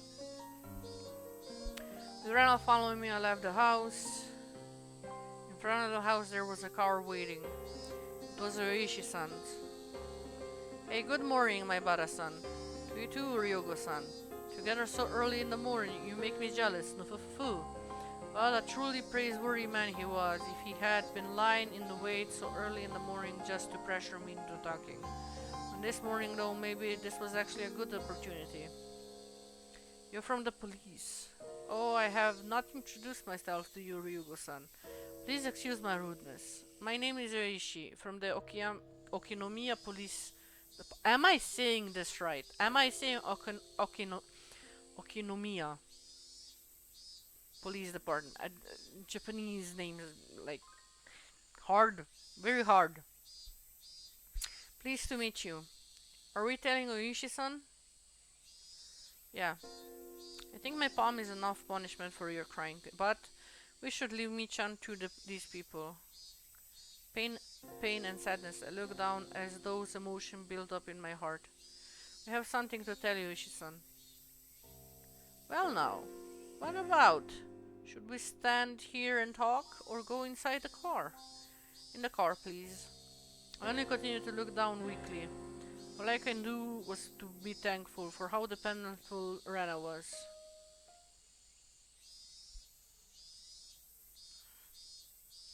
With Raja urging on everything Higurashi-san, the latter, while making sure to throw in murmurs that he was paying attention every now and then, took notes. We continued that way for a while. How do you feel? Don't you feel a lot better now that you told me? Oishi-san asked this while scratching his head with a ballpoint pen. Of course I don't feel better. The price that I've been paid up until now for me not owning up to my crimes had been immense. But as long as that payment wasn't returned, the load on my chest could never be removed. His radio started to emit static. Buzz buzz buzz. This is Kumatini. Oishi-san over. Yes, hello. This is Oishi. We got news for a few minutes ago that she's been absent from school. No movement at the Sonozaki house. Our target is still on the premises. Yeah, good. Keep a close eyes watch out. Roger that. Cars 3 and 7 just arrived for support and we return to base. Also, I think the division chief is looking for you, Oishi-san. Keeps annoying me too, even though I keep telling him I'm trying to get in touch with you. What should I do? Nah, if you're hard pressed for an answer, tell him you're currently under orders not to wake me from my morning nap. Got it. Buzz the radio went silent. Sorry about that. It was about work. He just said that there was no movement at the Sonozaki's house, didn't he? Oh my, did it sound like that to you? This won't do. Please keep that a secret, alright? I don't have permission from the physician chief to making private inquiries like this. Yuji-san has suspected me for a long time. Nor for questioning witnesses or for searching houses. We don't have permission for anything, really. No Sonozaki House defense is set to protect the family members are also in full working condition. Without a warrant, we can't do anything about anything unless the crime happens right in front of us. Nufufu. Eishi-san, could you be... Rina Stone's voice alone was enough to make her spite clear as she stared at Oishi-san. You can't set foot in the Sonozaki house. Were you trying to get Keiichi-kun to go in there instead? That's... What do you mean? This person, just as I thought, he plays really dirty. Stop, you're hurting my reputation. That said, I'm all ears for your explanation, okay? Yuichi-san lit a cigarette and his poor into Nena, wearing an expression implying he was calm and willing to let her comment slide. You can get a warrant, but you always had your eye on Michan because you thought she was suspicious. Yes. You plotted to incite Keiichi-kun and get him to go to the Sonozaki house. Then if something were to happen to him, you would have used that as an excuse to go in. Isn't that right? I only understood about half of what Rana was saying. Keiichi, you're a dumbass. I'm sorry, I think it was plain laid out. I know, however, that Yoshi-san had been trying to use me. Even Keiichi got hurt as a result. Have you no shame? Is this how the police do things? My! It seems we have an incredible detective on our hands. Oh my, oh my. Would you be interested in taking our exam? I let you write a recommendation letter to get into the detective division. Foo foo foo foo. You're despicable. I love Rena. Rena in this episode is so cool. Rena spoke quietly, her voice dripping with hostility. I've been insulted in all kinds of ways in my life, but one or two words from my young lady is always the roughest for me. Even so, I suppose I should thank you for not arresting Michan yet. Don't mention it. She seemed to be enjoying his exchange with Rana. The things this man thought were like a swamp. I could barely see past the surface. reminding me again how much I disliked him. Now then, as two esteemed friends of Mion Sonozaki, what do you plan on doing now? Will you wait kindly for me to go over the evidence and request a warrant? No, we won't wait for that. We'll go and make Michan surrender herself. That's right. If she turned herself in rather than be arrested, she might get a lighter sentence. This one, perhaps that was the only pity I could find in me to afford her. I see, I see. I wonder if it will go that well. If you're careless, you too may face danger, you know. Risha-san measuring our resolve. So in a strong voice I declared, we're fully prepared. Risha gave us an unpleasant yet seemingly satisfied grin. It was then when I realized this man was trying to use us for his own convenience. If anything should happen to us, use that as an excuse. Though my greatest hope is that you will surround the place so that the criminals can't get away. Nah, Ryugo-san, you're good at negotiating too. I'm throwing in the towel. I surrender. What are you talking about? If the police surround Michan's house, then there will be insurance for the worst case scenario, for the worst case. Plus, it would be another way of pressuring Mion to give herself up, wouldn't it? Oh, Oishi Tokuma-chan, Oishi Tokuma-chan, buzz, this is Kotomati, Kumatani. Go ahead. Our two friends are going to play at the Sonozaki house. Make arrangements so we can reinforce them if needed. Roger. Their altogether too short conversation implied that our questioning was already a part of their plans. My god, these people. Ugh. Then let's get going. Want to buy some tea, biscuits on the way there? Neither Rena nor I went along with Oishi-san's stupid joke. Oishi stopped at the car at the place we were always waiting for Mion. Come to think of it, I never went to Mion's house before. When you heard that it was right down the road. This is as far as I can take you. According to our information, there are quite a few security cameras set up on the premises. Still, don't worry. I've got a bunch of youngsters ready and waiting to slip past them and go in. We'll be monitoring the inside with a one-way mic, so if you two give a loud scream, we'll know right away. I have a feeling that Keiichi is going to die first.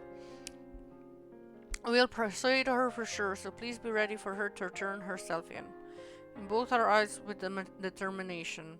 It was the only method available to us for lingering the sins of our good friend. Be plenty careful, you hear? You probably don't believe it right now, but I don't want you two being sacrificed if at all possible. You're right about that. With that rude response, we left the car.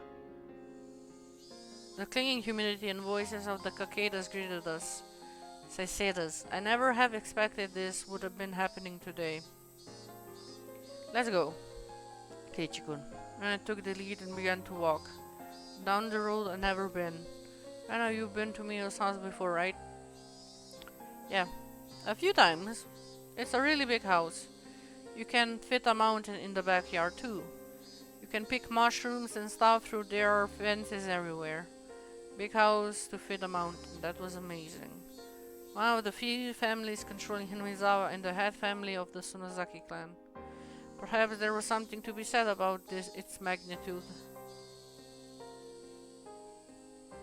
The path continued auto level and uneventful. There were mantle fences along the edges, and beyond them were woods with trees growing thickly. The fences were high, the tops of them bent inwards, sticking out like sharp spears. Plus there was a dangerous-looking barbed wire wrapping them. No one could look at them and not feel intimidated.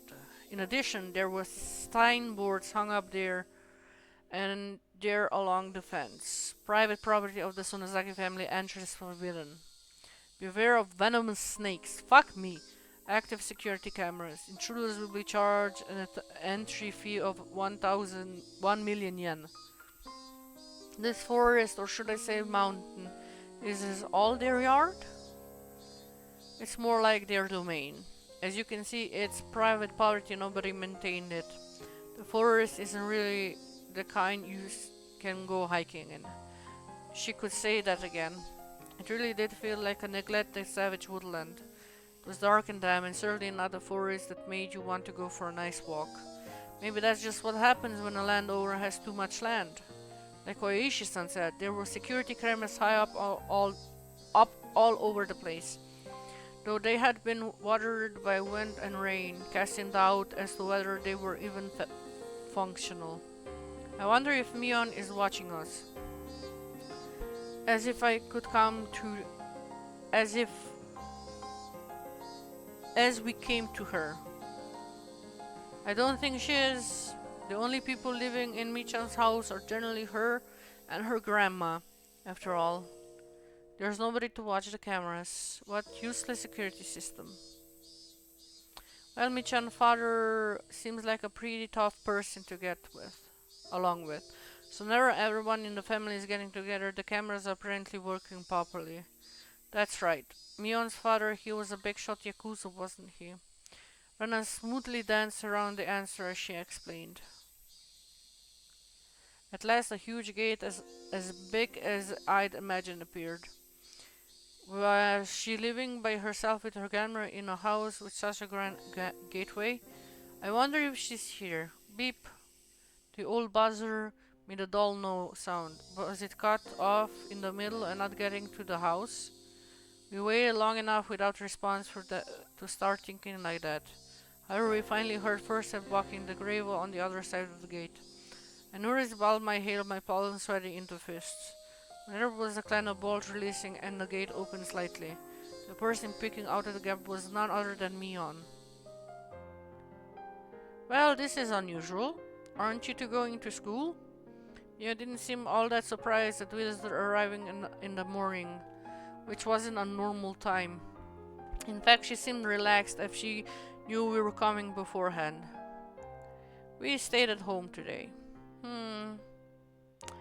Kei-chan is the one thing, but you two, Rena?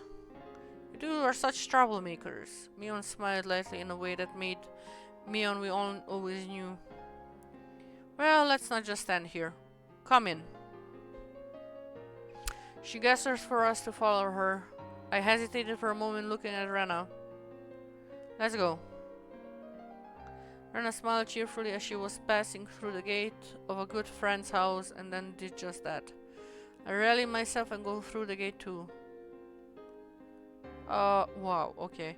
On the other side, it hadn't been maintained very well, but it was clear that the lot was magnificently wide. It wasn't quite what would you think when you hear mansion, but it was really clear a vast place. Was this the first time you've been here, Kei-chan? Yeah. This house is enormous. Steep trenches roofs aren't in fashion anymore. This place could be a tourist attraction. I want to rebuild it using totally average and boring reinforced concrete soon. Mion dryly smiled as she said that, then closed the gate and relocked the heavy bolt. Don't worry about it. Things have been dangerous lately. Gotta go do at least this much during the daytime. Yeah, you're right. It is my imagination, but I thought I saw a hint of shadow in her smile. Well then, good sir and madam, shall I show you inside? Please come this way. Mion bowed to us like a worker in a high-class hotel, then pivoted on her heel and began to walk. I'm gonna get my stiffening arm lately. Keiji-kun, you're too tense. We came to see Michan, remember? You don't need to be that nervous. That's right.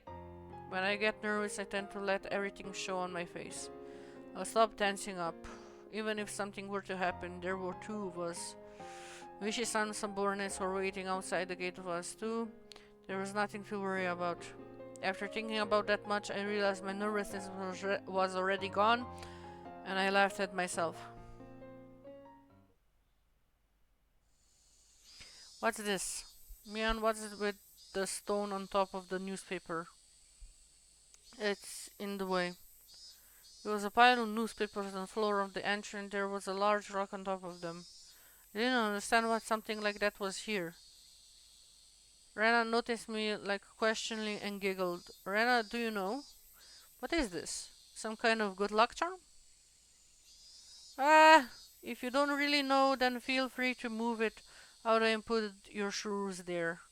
Ah, Kichikun, there's a nest of swallows right above that stone. Huh? Oh, you're right. This house is for the people, but swallows still come here without permission to make their nests. It must be like a tradition for them whenever spring comes. They always make a nest here. It's kind of annoying though. In other words, it's a sign to not take off your shoes here because swallow poop could end up in them. I couldn't help but laugh at the silly contrivance. My laughter naturally spread to the other two. A really long time ago, the Sonozaki family apparently cultivated silkworms. Our ancestors would go all worked up over exterminating the swallows.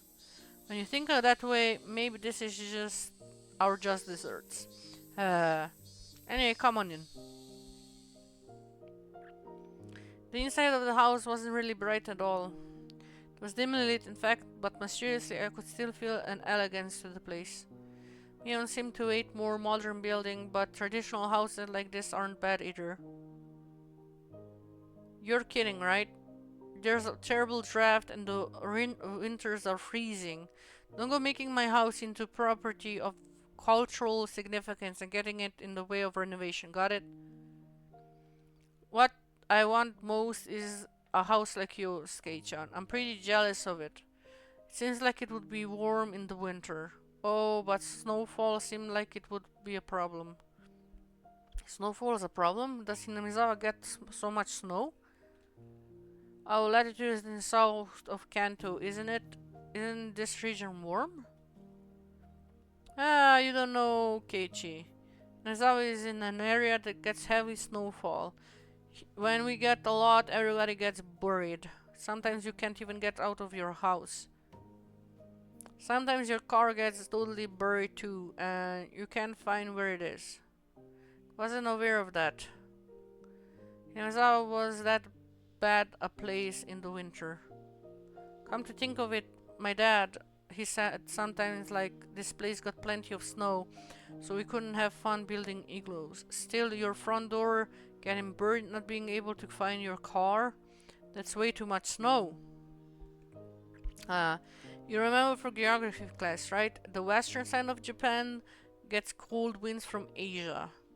We're different from those softies protected by the mountains, nice and warm by the Pacific Ocean. I'm totally okay with being a softie and nice and warm. I hate the cold. Ah, we'll have to have a training camp to get Kei-chan used to the cold this winter then. No way, no way, there's no way that's happening. I hate the snow and I hate training camps too, and I hate them even more put together. Mion laughed more uproaringly than she ever had. Then she told us to bring out some tea and left our seats in a moment. Still, there's a lot of fun things to do in the winter. But our club will be a blast then. Our club continuing activities through the winter sounds totally horrible. Like swimming in the cold or marching in the snow. When did we turn into Mount Redhorn? Yeah, there are definitely a lot of tough punishment games for winter season.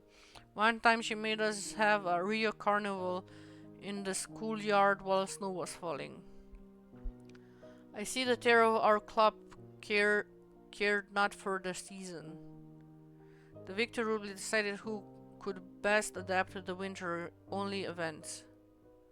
We do snowball fights and shaved ice eating contests and treasure hunting in the snow.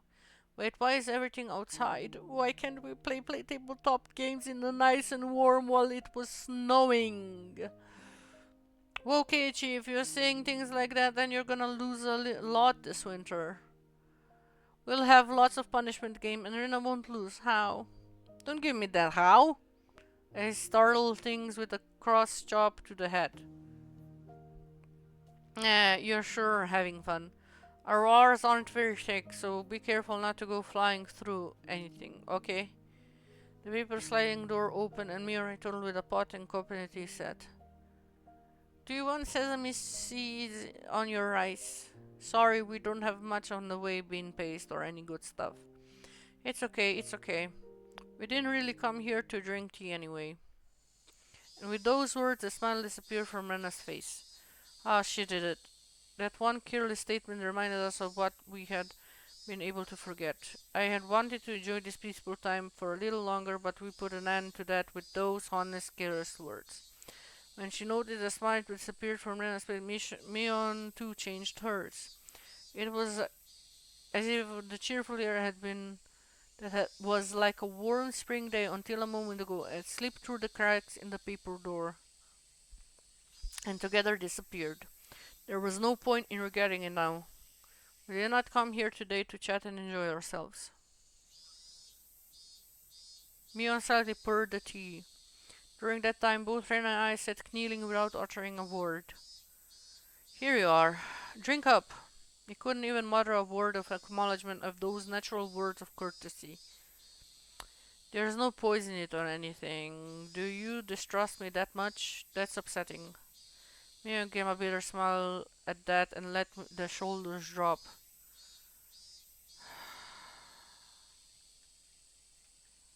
You all remained silent. We remained silent, hoping that someone would else speak up first. That was the one thing we didn't want to do, as far as we sat for a long time. At least Mion smiled scornfully and opened her mouth to speak.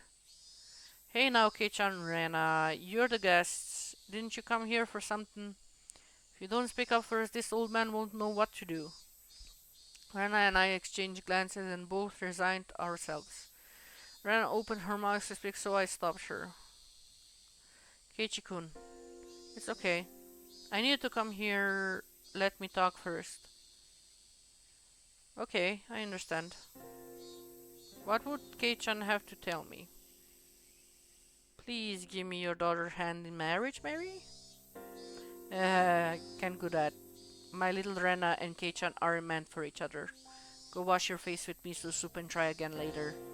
Afterwards, I thought her mean remarks were Mion's own way of showing consideration. Mion said those mean things in totally normal voice and it drained all the tension from my shoulder. Mion, first, I have something to apologize for. You do? What for? Mion pretended she didn't know what I was talking about, but it clearly got my point across. Well, on the night of Nagashi, the ritual storehouse behind the shrine, I went in there. I could see Mion's expression immediately become harder. I knew it was somewhere I wasn't supposed to go, but it was just supposed to be a little bit of exploration. We didn't mean anything by it, even so I still shouldn't have done it. So I apologize. I am sorry. The display of my duplicity, I pressed my forehead onto the table. I meant it as a way of prostrating myself. I figured it would feel sincere even though I raised my head right away, so I left it there on the table for a while. Mion didn't say anything. With my face down, I couldn't tell what sort of expression Mion had. Only the voices of the Seisedas filled the room. Mixed with them, I could hear the sound of the clock ticking. That was all. When I started trying to repeat having my head down for so long, Mion put it out. You got me there. I didn't expect you to pitch it to me straight. You got me on the ropes. I looked up to see Mion's face was calm, but she was smiling faintly. If you understand that even though it was only a casual exploration for you, Kei-chan, that there are a lot of people who think it's no laughing matter, that is okay. There's an old saying, when in Rome, do as the Romans do. It's been days since then.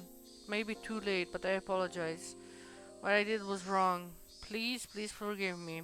I could feel painful eyes welling up within me. If I had done this sooner, maybe nothing terrible would have happened. It's okay. If you know what you did was bad, that's enough, right? Mion spoke like it was someone else's problem. It was, and I wasn't happy about it. Mi-chan, Kichikun is apologizing seriously. I think maybe you should respond seriously as well. I'm being serious, Lou. Do I not look as serious to you, Rena? You don't. Ren was giving her tit for tat, and so the room atmosphere began to grow sharper. She was right, even though I came here to speak from the heart like this, it felt like she hasn't been taking this seriously. Obviously, there isn't fun of that.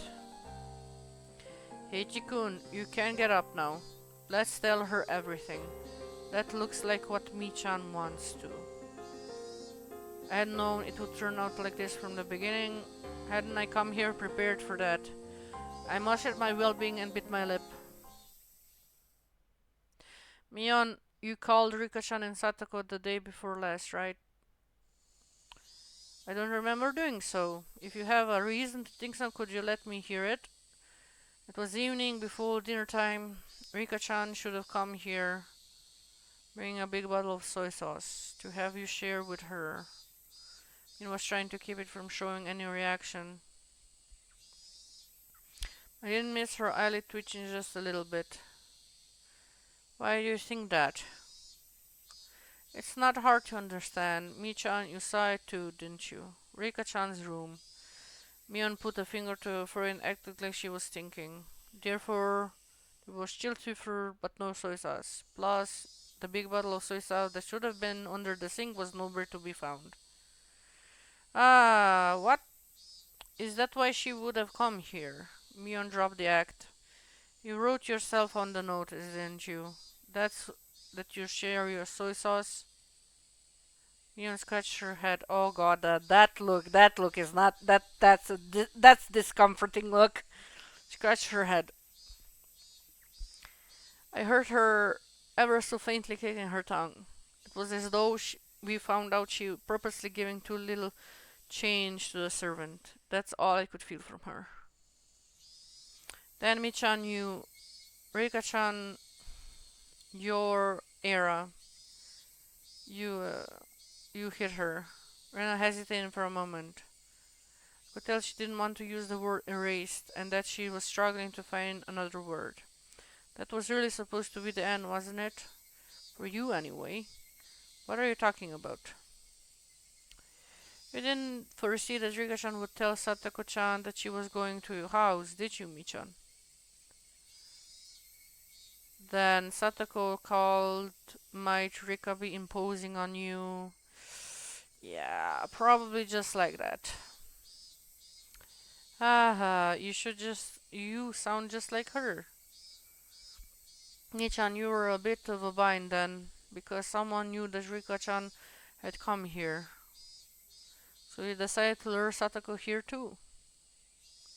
Lure her out? Hmm. Like how, I wonder. Mion prodded ran on, trying to get the good part of the interesting story. I wonder I her knew I've been watching Mion change the whole time. She was restlessly twirling her fingers. She had clearly lost her calm. Of course, it was really a slight thing, but only I, who had been watching her this whole time, would have known. Mion was panicking. What Rina was saying must have been a bullseye. It probably went like this. Satako, I actually made too much dinner today, so why not come over here and eat? Rika-chan came earlier and ate some. Something like that. Scratch. Mion's nail dug into her knee. There's no recording of the phone conversation or anything, so how do you know that much? I know because the dinner that Satako made for the two of them were plastic wrapped in the refrigerator and had been touched. For a few moments, Mion's face was frozen in utter amazement. She looked like she couldn't believe that this is the person in front of her was Rena. With just that to go on, how did you even guess that we said over the phone? It's a long explanation, so I'll get to the point. The contents of the refrigerator provided a vivid account of what you said over the phone when you lured her out. Mion's jaw remained on the floor. That was the only way I could describe her face. That's. I had no idea I had such an incredible detective right next to me the whole time. Can't believe you figured out everything down to the phone conversation just from what I inside the fridge. Uh, you got me there. You got me. You, oh, and she's laughing. As at them, first Mia convulsed and laughter. Her laughter, though, definitely didn't make us want to laugh as well. Ah. Mion grew tired of her dumb laughter, heaving a big sigh and scratched her head. It almost seemed like Mion had lost a detective punishment game for the club or something, and her punishment had been decided. Oh, how fun that would have been if it were true. An incredible detective. Michan, you're the one who guessed that Oishi-san told us. He called me an incredible detective too. As soon as she heard Oishi's name, Mion's eyes began to display panic mode clearly so that anyone could be able to tell. Mion, the police have suspected you for a long time.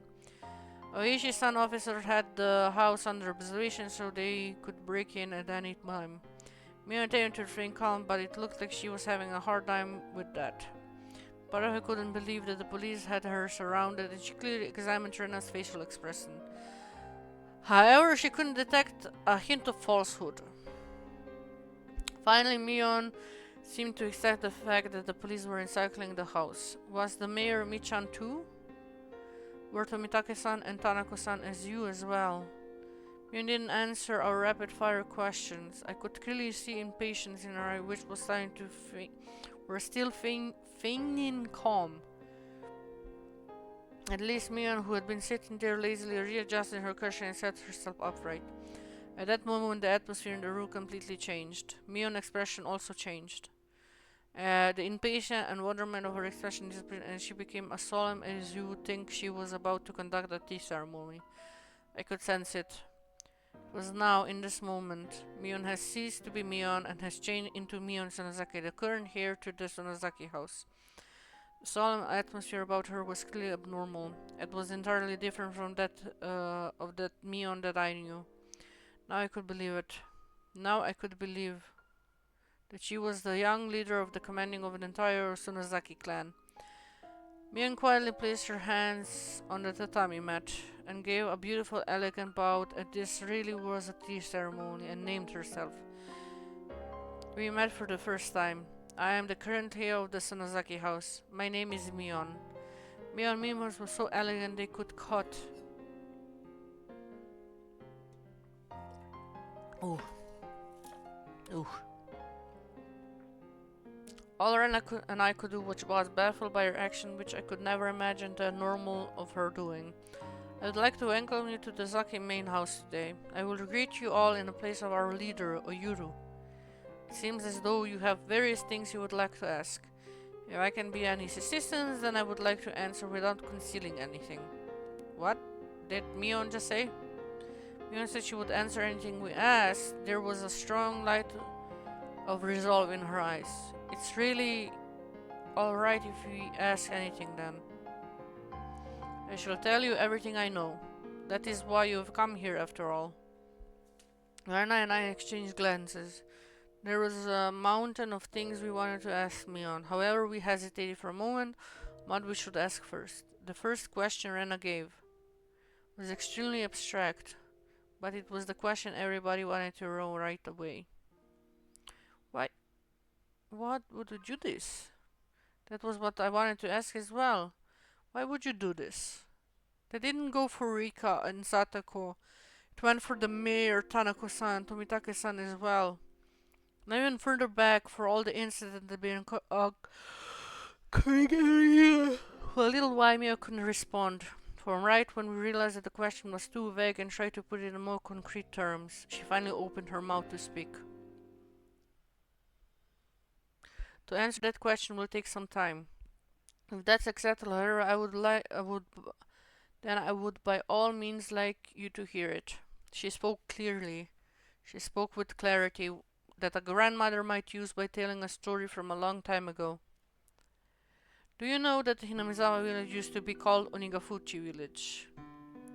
Rena nodded silently and gave me a quick asking me if I did. I returned her nod. Hinamizawa was called Onigafuchi village, yes. I heard it all about that night when Takano-san in the ritual storehouse. They firmly believed the demon blood ran through their veins and cut off all contact with the outside world. They were worshipped by those in the village at the foot of the mountain, treated like transcendents, those capable of magic. That's right. Our ancestors in Gucci village were proud and descended from demons. Those in the village at the foot of the mountains were worshipped and honored them. Nevertheless, that all decayed with the end of the Tokugawa era. The black ships arrived, the era of the samurai ended, the era of natural isolation ended, and the tradition of worshipping on a Fuji village quickly disappeared. Those things that linger from the past were all to be detested. That's what the kind of era it became. The Meiji era began, and the name of Onigafuchi village, with a very long history, was forcefully changed to Hinamizawa village.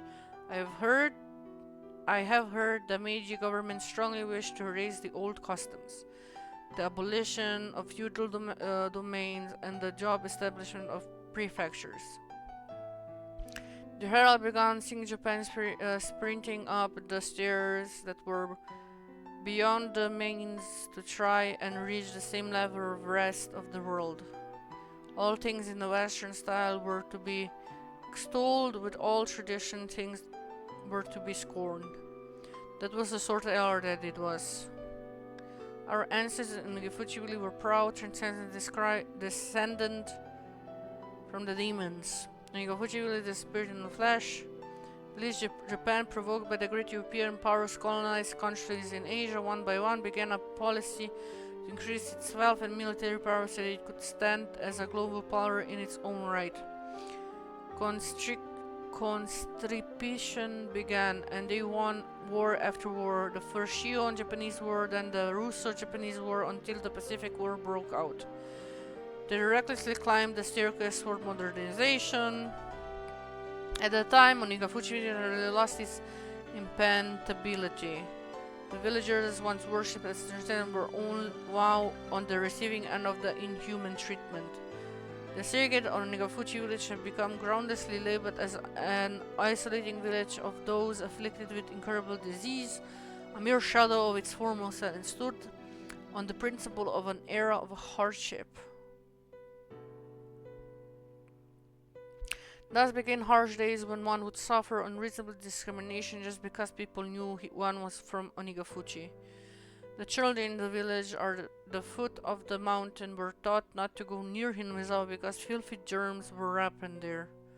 Children who had come into contact with children in Hinamizawa would cry and wail as their parents purified the spot where they had been touched, rubbing salt on it. One of the adults said to the children that if you get lost in Hinamizawa, you would be kidnapped by demons, cut into pieces, and devoured. Never ever go to the terrifying village of the man-eating demons. That's what they taught them. Another said that during a famine long ago, the people of Hinamizawa gathered up all the crops as they discarded into the dry riverbeds and croaked and ate them in order to survive. Groundless stories, but said in such seriousness.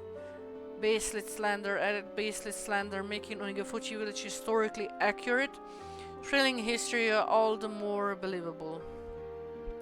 Perhaps the chain of undue discrimination was a manifestation of people's anxiety towards uncertain times. Of course, the stories didn't end only with the perspective of children. If anybody found out you were from Onigafuchi, you would be turned down from any job you applied for. People would even go back on engagement and marriage proposals. Damn, Onigafuchi. Onigafuchi is getting the bad deal of things, seriously. As for marriages where one partner had lied about it, as soon as the truth came out, they were made to divorce. It even caused trials. They would appeal that where one came from wasn't as important enough to reason divorce. You would have heard a loser case. Lying about the birthplace apparently causes a heavy act of misrepresentation in marriage. That's terrible. I've heard about such discrimination from those in small villages in civilian class. Just because others knew you were from a tiny hamlet, you'd be subjected to every social disadvantage. There was a modern form of bullying. Though I only memorized that because it was going to be on a test one time. I recall being suspicious about it, and able to believe such discrimination occurred in modern Japan. Well, I suppose I can say that they weren't asking for it. Our ancestors were proud of the demon blood flowing from them. They lived their lives boasting about it and scorning those at the foot of the mountain, after all. They struck fear into the villagers down there were with their mystique and the many gifts of dread and tribute. With that, Mion smiled for the first time, albeit in self-mockery. During the Pacific War, despite the slogans that all the country was acting as well, those from Hanimazawa continued to suffer all manner of discrimination. There were too many ways to count. They were sent to their husbands and sons to war, and a woman home farmed would suffer greatly too. My grandmother remembered this well. Wait, go back. My grandmother remembered this. She remembered it being a difficult time. Thank you. Even that bitterly long war, however. No, god damn it. Finally ended in 1945. Hinamizawa had lost many male hands, but at their list, the father's sons returned to them. Of course, there were also many who didn't come back. Nevertheless, for those in Hinamizawa who were at their limits, barely able to maintain the village without the men, their return was a happy thing. Makoto Kijio set up to work on districtly improving mindset to throw the abolishment of unfair discrimination. You could feel breaking on the dismissal night that was the previous era. Hinamizawa was on the verge of turning into a ghost town. Those in the village started to say that they should rebuild once again and go to work, trying to make the village even a little more plentiful. During that time, someone appeared who built a fortune through a vast number of dealings in the black market. That was Mion's grandfather, the husband of the elderly current family lead Soho Sonozaki. Sohe said that he managed food warehouses in Harbin after being dispatched to the Chinese mainland. When it was time to pull out, he considered with his computer compared and stole a great deal of the army canned goods.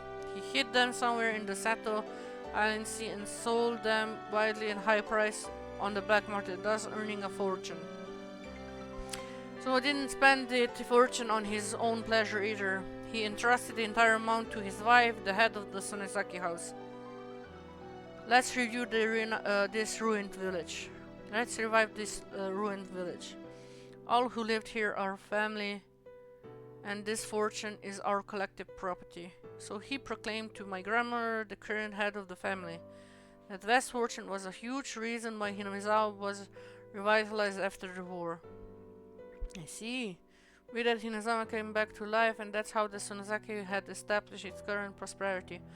Of course, there are many people who begrudge the money coming from the black market, but the villagers no longer minded it. They succeeded at business venture after another. Those who had succeeded freely supported those who followed them.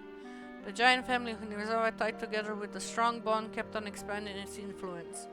The Nozanazaki family, the center of everything, would be extolled for a long time as the minds behind Hinamizawa revitalization. The person in the middle of all this was your Nana, Michon. That's amazing. What a great success. Even look, she was honestly happy that Rena had praised her. However, around 1955, the wind started blowing in another direction again. Because of the canned fish flesh incident. Canned flesh? Sounded so hideous, there's a sear it made me nauseous. Sound even myself as my grandfather so hastily on Saki's some fast. That those canned goods have been human flesh. In Aizawa, a village of which demons lived and ate humans. They were just about to wipe away that cursed stigma. The light they had finally started to see in their own peaceful lives grew hazy and disappeared. That shocking truth, as revealed by his former superior. Those stolen provisions from old Japanese army that had been huge compensation for Hinazawa's revival, had been canned human flesh. Why were they cans like that? Wasn't Soho just a manager of food warehouses? His superior revealed that Soho did not have a job of managing the food. In reality, Soho's job during the war had been to exterminate pestilence mice and to transport the corpses of those with infectious diseases. It's been unfair treatment, and all because of the lowliness of his origins. As a result, though, he had returned safely without having been sent to the front lines of being detained. That was the only fortunate thing to happen to him.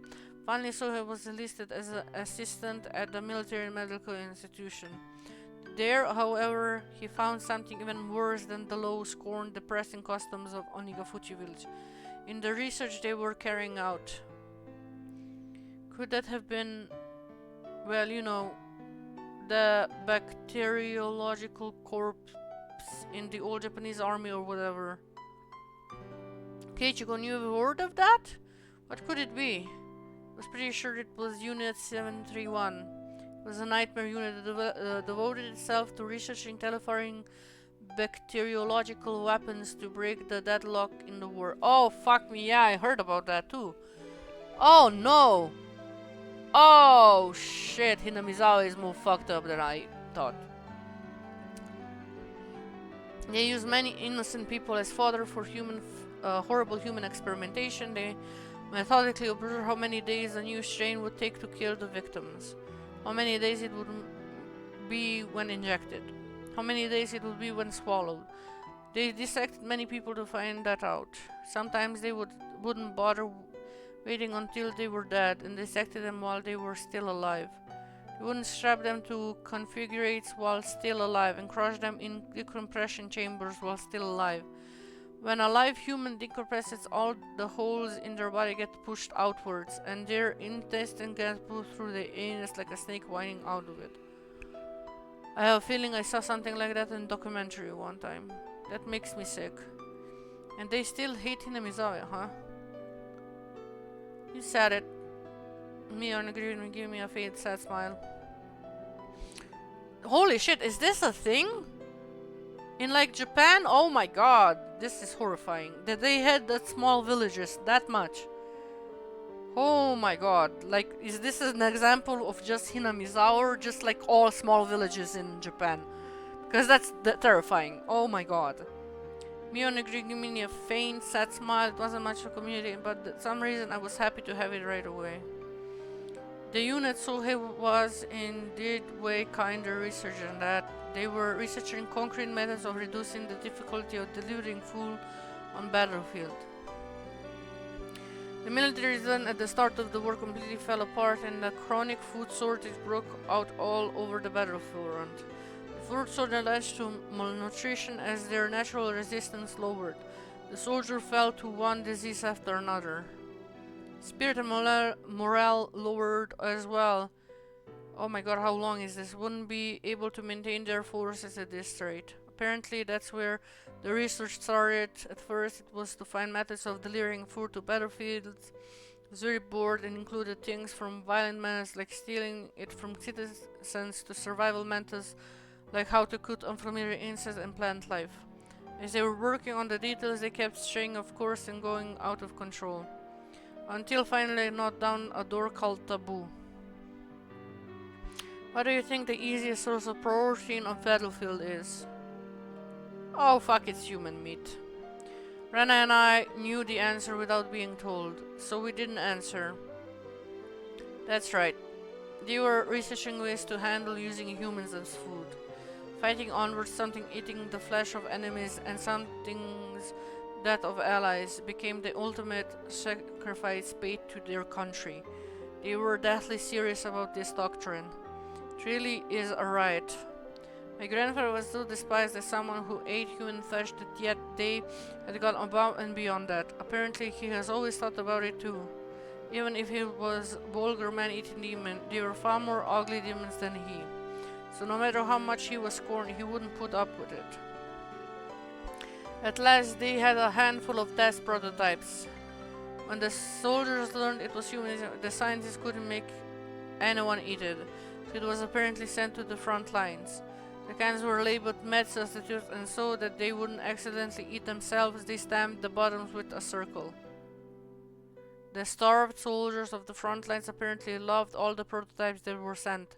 A magnet who cooked in soy sauce like it was soyaki loved it the most. Oh, I didn't know. Why am I learning this? I mean, I know about this, but goddamn, I don't need to relearn this.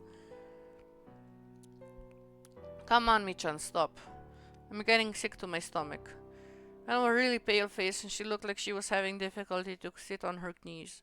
Mion looked like she had more to say, but she sighed lightly and stopped there. Then those canned goods your grandpa brought back. I don't know if it's true. Sohei denied it was human flesh up until the day he died. However, those who begrudged him in Zawa Southern Royal called it a savage for making a fortune from selling human flesh, and the village began to scorn again. They returned to a time where children were jarred at rocks thrown at them. The stifling silence came back. What a serious, hopeless and sad story it was. They discriminated, were discriminated against. Discriminated and were discriminated, were discriminated against. Discriminated and were discriminated against. Why must they attract worth by ranking to it? And rank to it? Why can't they live without looking down at people? Why can't everybody enjoy their life together? I didn't know. My grandmother, the family had once told the children of the region this. If they throw a stone at one of you, then two of you must be thrown stones back. The children asked her, what if they throw stones at two of us? Of course the answer was simple. Then they throw stones at two, throw them back with 4. If they chase after you with sticks, drive them with 16. If they slander 3 of you, yell back with 60. Finally the children asked, what if they attacked by 1,000 people? Even that answer was simple. If 1,000 people attack you, then everyone in Himazawa will stand up against them. It was a manifesto of spur people into action. My grandmother rose up not only as the leader of the Sonozaki house, but the mother of the Hinamizawa, It was halfway through 1955. It was the time when riots over the treaty with the US were rampant, a time of battle and action. The people of Hinamizawa joined together and fought, treating unfair discrimination toward one as a crime against them all. It didn't matter whether one was a child or an adult. It was heard that the child had been told off, then everybody would crowd the house of the perpetrator, acting as a whole. If they heard an adult had been treated unfairly, men and women, young and old, would all band together and stand up against it. If you meddled with people from Hinamizawa, you would be in trouble. They probably figured out it was just to make others think that they'd win. Kei-chan, do you remember how many people came to help you when you got involved with those delinquents in town? I recall how many impressions it is left on me. That the person of Hinamizawa boldly came to my rescue, yet the people of Okinomiya averted their eyes so they wouldn't get involved. My grandmother fought, and my parents carried on the fight. At least peace returned to Hinamizawa. Of course, that peace has been placed on a razor's edge. When you consider the previous 100 years of history, then tranquility now can only be called a chance interval. Standing on uneven scales. Why? Could I really have an opinion on such a long and difficult history when I hadn't even moved here more than a year ago? Yet I said it anyway. Why can't everybody just live in peace? What happened to the old stories of Okiyashiro and I heard from Tonikaku-san? Man and demon join hands and live together in harmony. You know, Yoshida-sama said that this world to watch over that, it's a fairy tale. I mean that even if those people and the demons were real, the Yoshida-sama who mediated between them wasn't. Is that why Yoshida-sama's curse happened?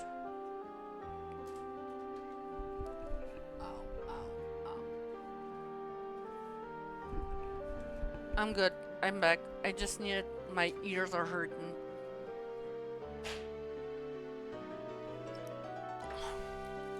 A cool gust of wind blows from outside, flirting Mion's long, beautiful, clear hair. Mion kept her expression up without answering and didn't even change her expression, but even that became a silent answer. So that Hinamizawa village might once more be like Onigafuchi village, so that we may again be a sacred existence worthy of worship. That was the earnest wish of our ancestors in Onigafuchi, and the mission of those who inherited the demon in the Sonozaki main family. Those who inherited the demon. For generations, the Sonozaki family had the custom of including the character for demon in the leaders' names. If you write out my name on a hand, it should appear plain as day. I traced the word Mion on the palm of my hand. Oh, she's right. The character for demon is in there. Not only in my name either. The demon is engraved in my body as well. When she said that, she quickly rose and began to lay her hands on her clothing. It's okay, Michan. You don't need to show us, okay? Thank you. With just that exchange, I guess that she meant most likely somewhere on her body there was a permanent seal, such as a toe and a marking, that proved she inherited the demon. Mion didn't sit back down. She smoothed openly the paper door onto the porch. A refreshing breeze began to cleanse the damp air filling the room. Mion quietly gazed out at the wildlife for quite a while. On her shoulder was something I could never imagine a normal Mion carrying. It was heavy. Heavy burden. Truly heavy. History of Hinamizawa, no Onigafuchi weighting down on them. What kind of words could possibly say to Mion like that? And I wasn't saying anything to her either. Only the voices of the Seisedas drowned out the silence. At least, after a long period of nothing, Mion murmured, "The serial incident happened over the past 5 years. I was directly related to them. Some of them, and indirectly to others. Somewhere, not the Tsunazaki family, but rather related to the others, the Komionishi and the Furuda family. I think I was at the center of it all of them." She said it without turning around, with her back to us. At some point, her tone has gone back to being the Mion we knew. I have faith in what I've done, and I don't feel any guilt. If I did, perhaps it would be that I would have to leave the stage before the hair is decided. If I am caught and tried in court of law, then I suppose that's how it works nowadays.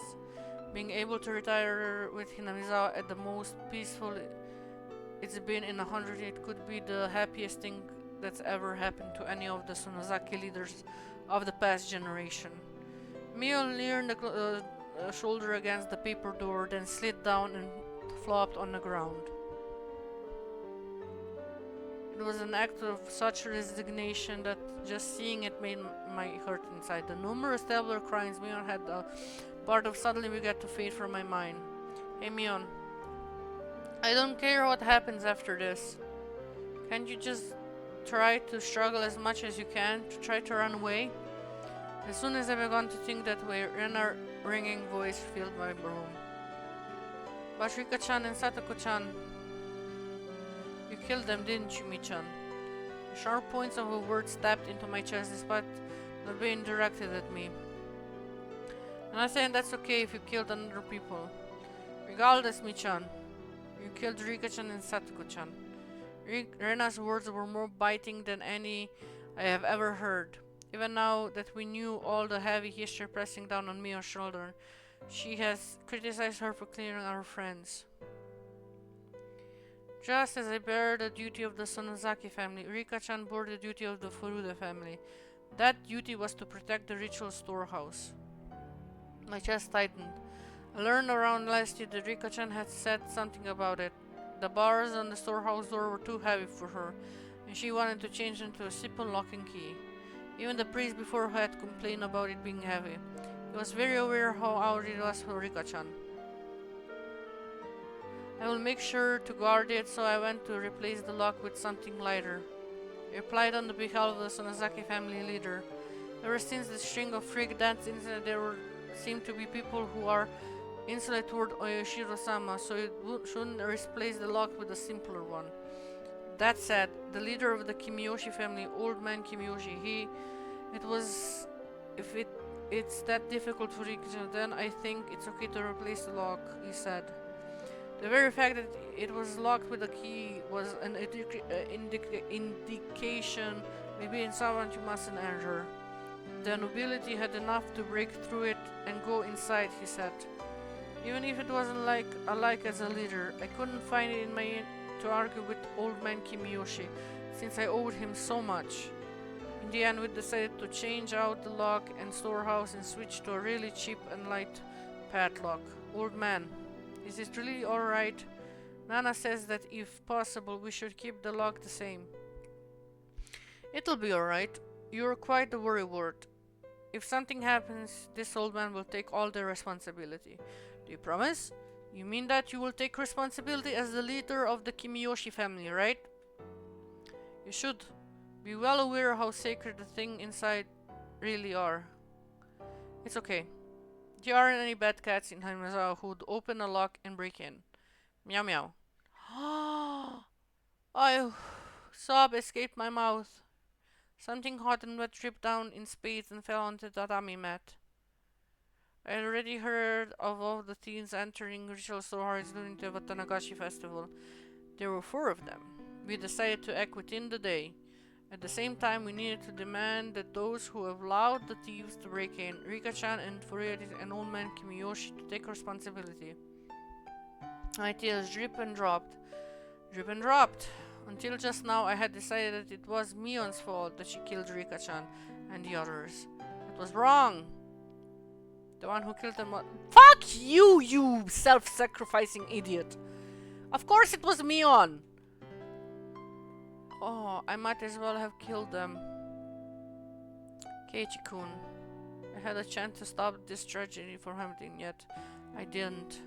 Cheap curiosity got the better of me, and I didn't. If at any time I had stopped us from sneaking into the ritual storehouse, Rika-chan and the others wouldn't have had to die. If I had, then nothing would have happened. Would be spending our days having lots of fun like we always did. I was an idiot. If by shedding tears I couldn't take it all back, I would have filled up the room with them.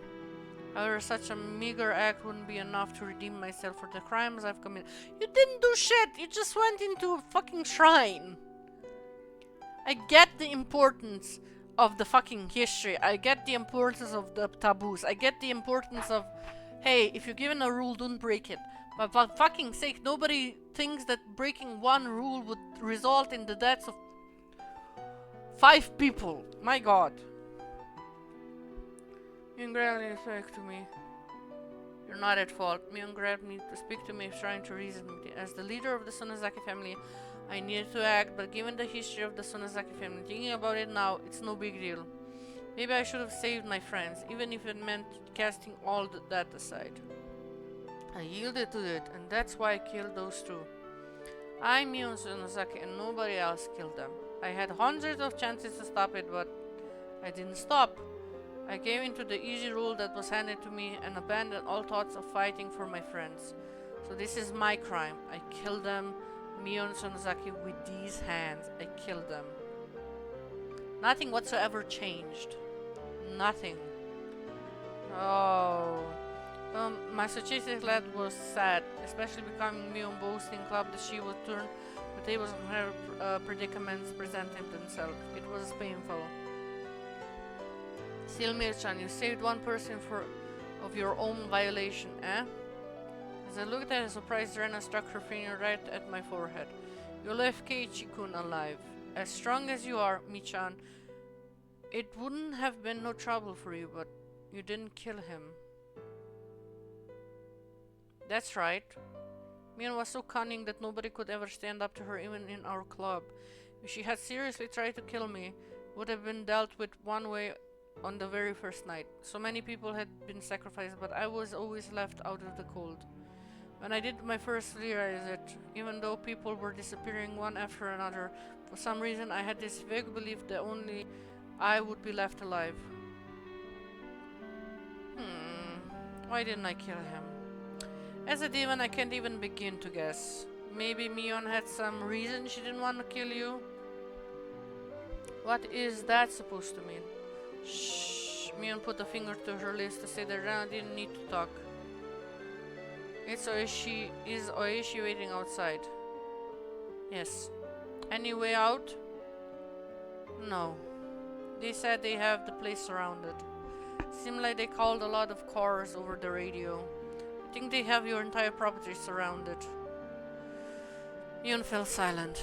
Rena's merciless words felt cruel, but they weren't meant to be. Maybe they were trying to lessen their good friend pain.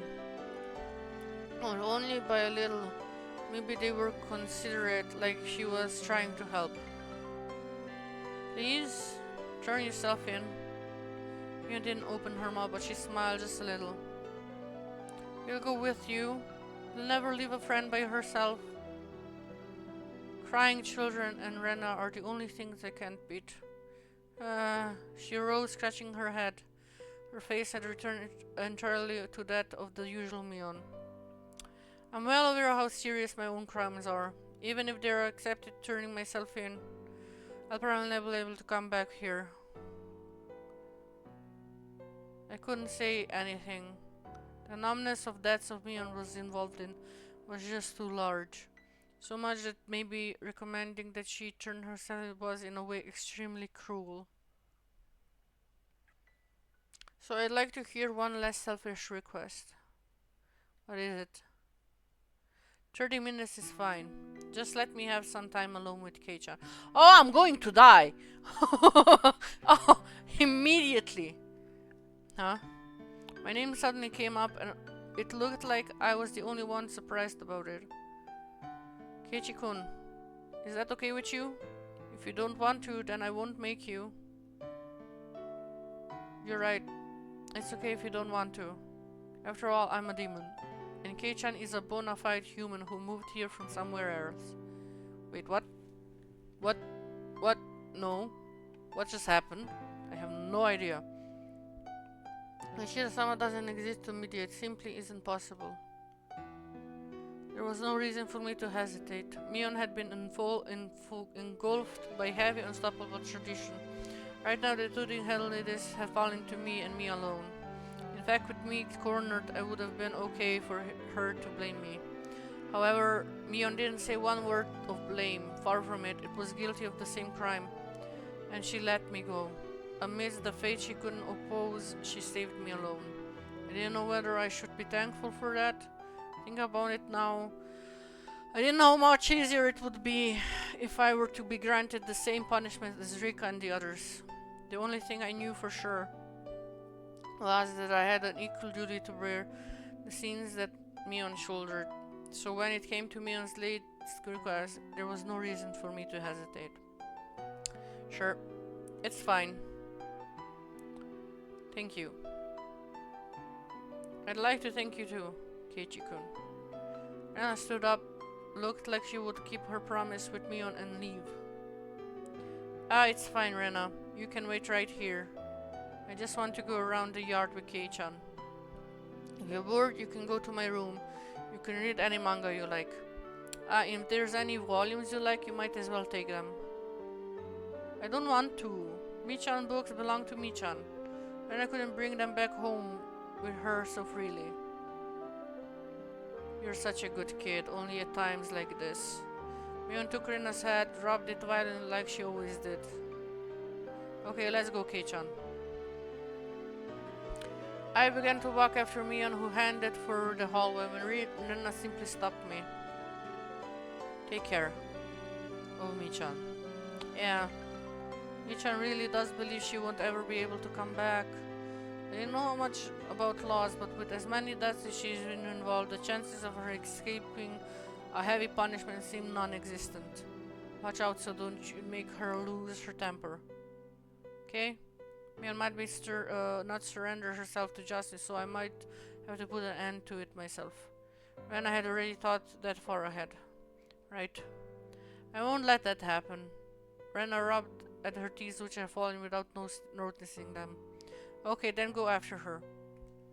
I nodded and followed Mion, who had disappeared out of the front door. Could clearly hear Rena sobbing from the other side of the paper door. Why was Michan? He's such a successor to made the successor demon. Maybe it was just had to happen that way. But it's just so awful. Something hot burned down my cheek. They were my tears. I forcefully wiped them away. This was the last of my time I could afford to Mion, so I absolutely didn't want to let her see my tears during it. Mion was already sitting outside the front door.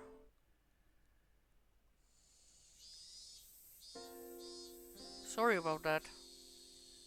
What? Sorry about what? I put on my shoes, tapped my shoes against the floor a few times, then left. Mion timidly came over. Why is she turning all red all at a time like this? Can I hold your arm? It was such a modest request. I don't mind. With my permission, her face lit up with glee, like a child being given a toy, and took my arm. Do you get kind of nervous with your arm through mine? You're not thinking, for example, that I suddenly put you in a world-class joint lock or anything. The two are the same thing.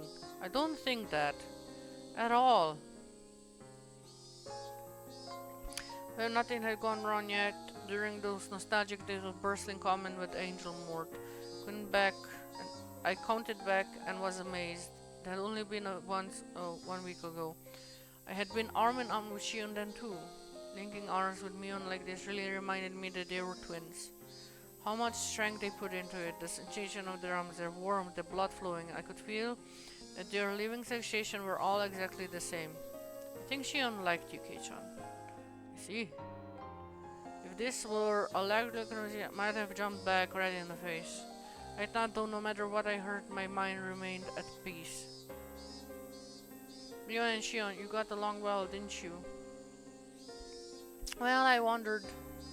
Kei-chan, do you think your right hand and left hand get along? Huh? My right hand and my left hand. I don't think you can describe them getting along or not. That's how a relationship is. You can measure it by the scale of how well we get together. It didn't sound like it meant they got along really well. For example, one of your hands in dominance, so there will always be a better hand. If you only had one oven mitt, you would put it on your dominant hand without thinking, right? I think maybe it was like that for us. That doesn't mean though that anyone would be okay with losing their left hand. Is that kind of unexplainable relationship? I think that maybe you live too close together and just stop being able to see it, but I think that means you get along really well. I mean, I'm an only child, so day before the festival, I was really jealous of when you and Shion were messing around with each other. I think you're jealous of something that doesn't exist. Yes, we twins used to have a lot of fun playing tricks on people, but now we have such a distinctly different personality, it just gets in the way. Were they cursed or were they self-conscious? The relationship was hard to understand for an outsider. Maybe that wasn't the issue someone like me should intrude on. How long is it? Just staying silent and nodding gently was the best way to advance the conversation. Ian passed through the wide yard and invited me into the big, desolate forest we'd seen on the way in. Such a big forest was part of the property, so I couldn't help but feel small. It's huge. You must have had a great time playing in it as kids, huh? Mion seemed to be silently reminiscent. Couldn't look into her mind, but she was probably thinking back to the fun days when she played a sister without antagonism. Every time the wind blew, it caressed the tadpoles and leaves, making the swishing murmur sound. Mion remained silent for a long time, thinking back on her younger sister whom she had gotten rid of with her own hands. There was no need for me to get a word in. Just walking like this, arm in arm, was enough. Mion suddenly stopped and turned. Shion is still alive. What the fuck? Really? Yun took a hard look into my eyes and nodded quietly. Yeah, I'd been thinking to give her the most horrible death of all, so I had her locked up. I never did think of a good way to do it though. Mion sounded as though she hated Shion, but also deep down she didn't completely detest her. So I took my other hand and rustled Mion's hair with it. Mion didn't only save me, she shaved Shion too. Mion may have become a demon and led many people under deaths, but she fought against it and was able to save two people. As I patted Mion, she narrowed her eyes in an entrancing smile and untangled her arm from mine. And Mion quietly said, "Come with me. I want you to see all of my sins. Although Kei-chan, it might be the worst thing you've ever seen." I could sense it. They would probably find all the sacrifices up until now. Looking at it would mean accepting Rika-chan and Satoku's death, as well accepting that my best friend had done it.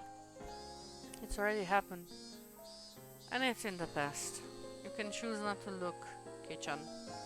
If you don't want to, then wait here. I will personally end everything. I was thinking about how ominous that sounded. I remember what Narena told me.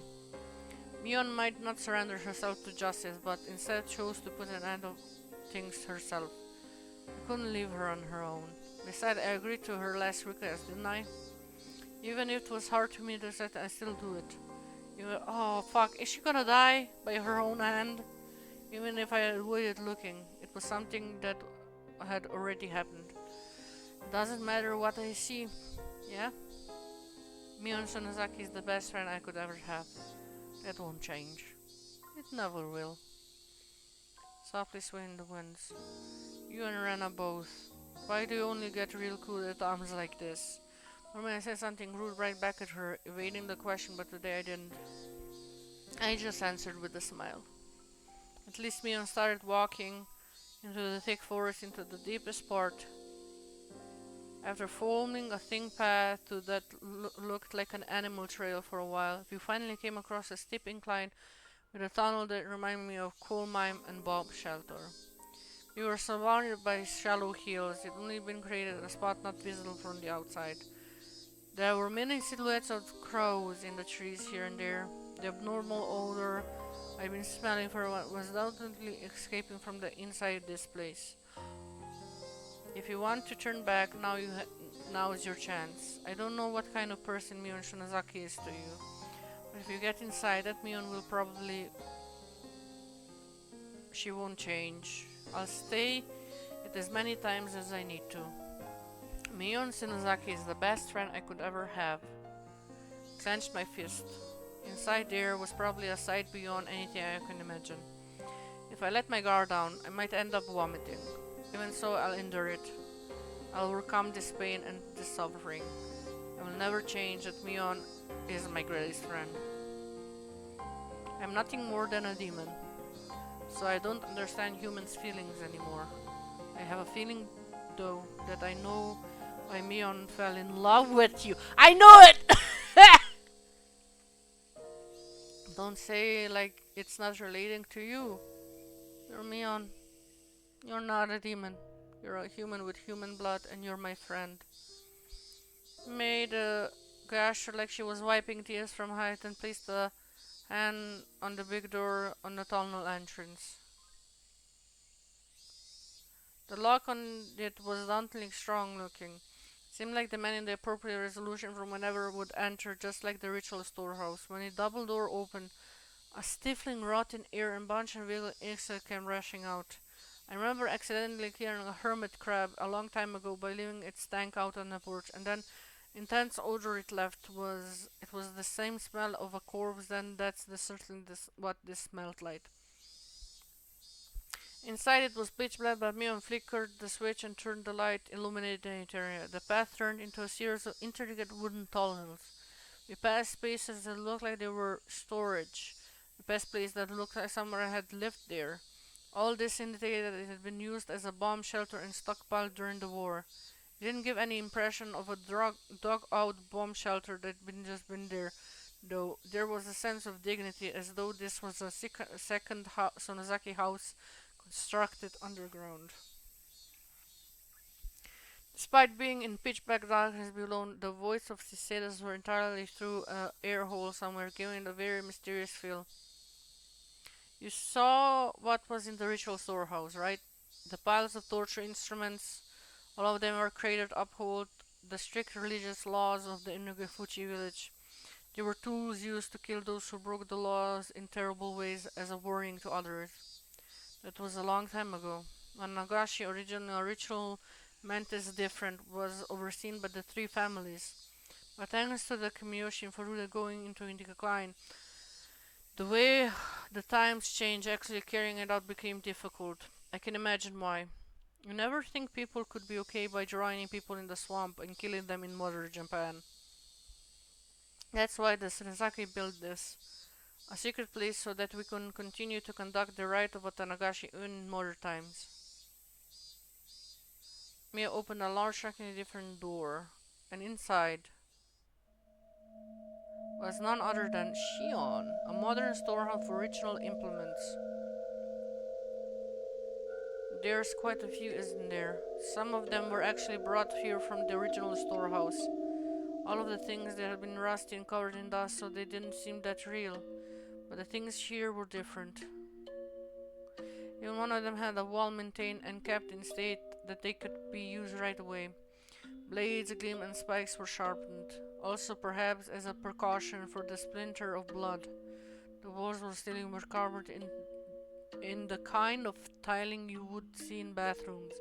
There was even a drain set amidst the slope on the floor. There was also a cold rubber hose along the wall attached to the faucet, specific for cleaning up the splattered blood.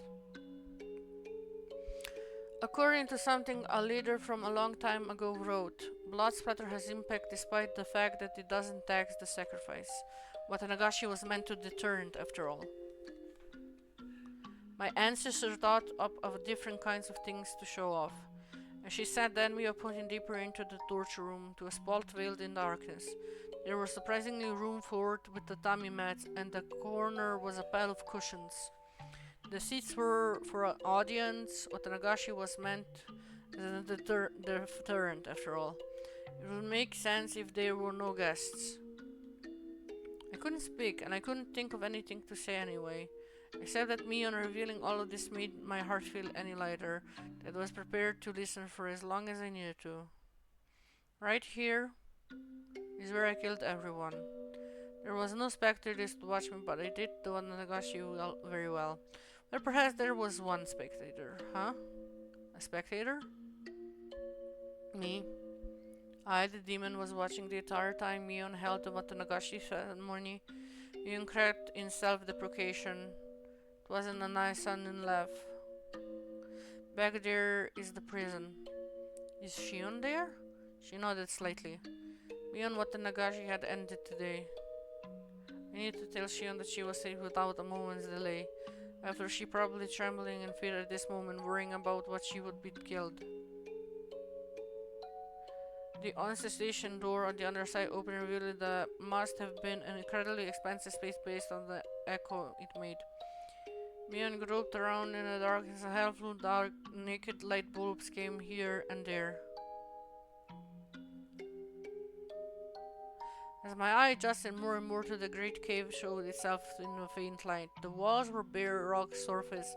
It felt so savage the bomb shelter was the most apt term for it. There was a small barren rooms built there, and there were holes made by insects biting their way through the giant piece of fruit. It was immediately clear that each of them was in a prison. Where is everyone? Rika-chan and Satoko. Their corpses? I glanced at her, having said it outright. Yeah, that's right. The poor things being left here in the dark like this. I didn't want them to get infested with bugs, so I threw them down the well. I'm sorry. Oh, fuck me sideways. So I can't even see their faces in death. Once again, my feelings of regret at having confessed everything to Rika came surging forth. If Mion hadn't attached the word sorry to the end of I might have punched her. Calm down, Keiichi Maebara. You said yourself, no matter what, Mion Sanazaki is your greatest friend. Yeah, my greatest friend. I needed to hear myself say it out loud. Then came the clatter of bars in one of the cells deeper. When I noticed, I looked up as well. Shion? Is that Shion? Kei-chan? Is that you, Kei-chan? I ran over to the cell. White hands were peeking out through the gaps in the bar. It really was her. Oh shit, was she fat? Are you alright, Shion? Are you hurt? No. No! Shion face twisted in a shape she could scream. It was because Mion had prey right behind me, of course. Shion didn't know that everything was over yet. Calm down, Shion. Everything is already over. Everything. I spoke as calm a voice I could manage to try to stir the agitated Shion. However, it didn't seem like it was getting through her scream. Shion, how have you been? No more, please. No more. I don't want to see anyone else die. If you hate me, then just kill me already. I'm the one you hate, right? Kill me, kill me, kill me right now. Sis! Calm down, Shion. It's all over now. It's going to be alright. So calm down. Shion, who was screaming and rattling the iron bars back and forth, was truly in a frantic state. I gave her a slight shrug of resignation, giving way to Mion. I had realized that if Mion was the one who locked her here, and if Mion was the one who had scared Shion this much, this Mion was also the only one who could put an end to this. Mion spoke from over my shoulder, quietly. Relax. I won't kill you. No, I won't kill you just yet. Mother effer, why? She burst up in a bizarre laugh as if trying to make Shion's madness even worse. Shion broke in a fierce shiver brought by that laugh and rattled the iron bands and wailed. Please stop. Don't kill Kei-chan. Kei-chan has nothing to do with this, does he? If you're going to kill someone, kill me right now. I don't want anyone else to die. Oh shit, I am so much. I'm dead. If you want to die that badly, then after I kill this man, I'll take my time making mincemeat out of you.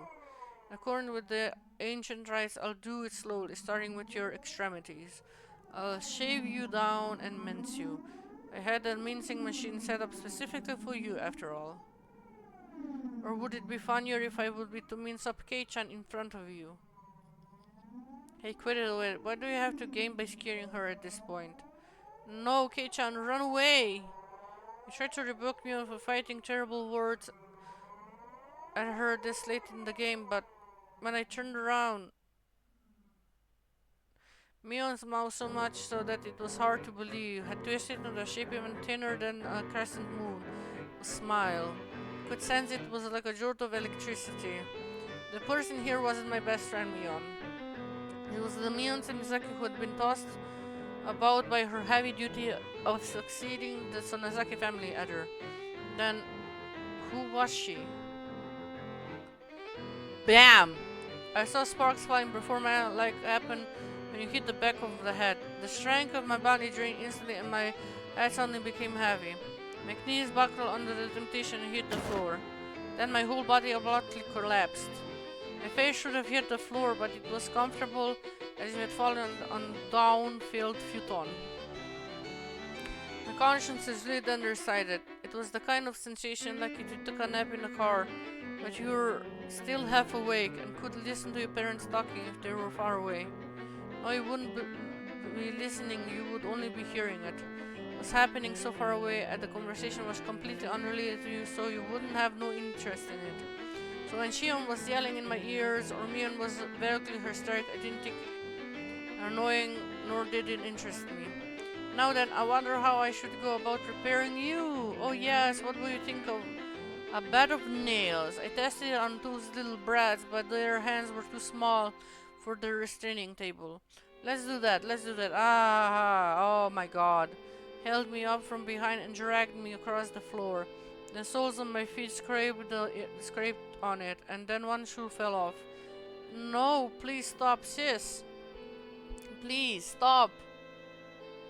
Oh god. Shion's emotion exploded outward and she burst into bitter weeping. As if her crying had... I knew... My god, that's... I mean, who would be so twisted to play like their dead sister? Over the phone, I mean. I should have known. I should have... Why didn't I? As if crying had wilted her interest, she had flung me down and returned to a prison cell again. Ma, you sure can cry with a cute voice, can't you? Your unnatural bravado was making my skin crawl, but this definitely suits you best. Coo. Mion, my big sister, I beg you, I don't care how you choose to kill me, but please at least let Kei-chan go. I am begging you. Shion always acted as though she was a cut above her older sister. That Shion in so much miserable voice that I couldn't even imagine it during those peaceful times. Prostrated as herself before the older sister used it to scoff at and pleaded forgiveness. Mion looked down with an expression of cool indifference, one that was plainly smiling with joy. You know, I wasn't planning on listening to petty wishes. The way you're crying, though, it's just too funny. It's just too funny. I think maybe I'd change my mind and listen to you. Since come to think of it, I never did anything big sis like for you. Yes. Yes. Thank you so much. Alright then. Let's hear you apologize for everything. Then maybe I'll let it all be water under the bridge. And maybe, just maybe, I let Kei-chan go. Oh, fuck me. This is insanity. I don't like this.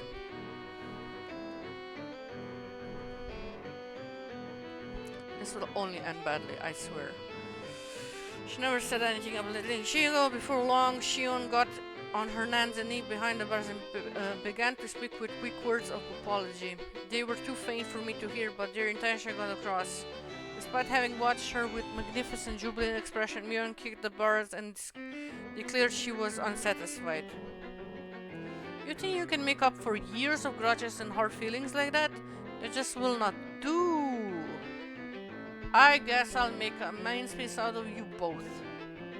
No! Wait, sis! One more chance. Just one more chance.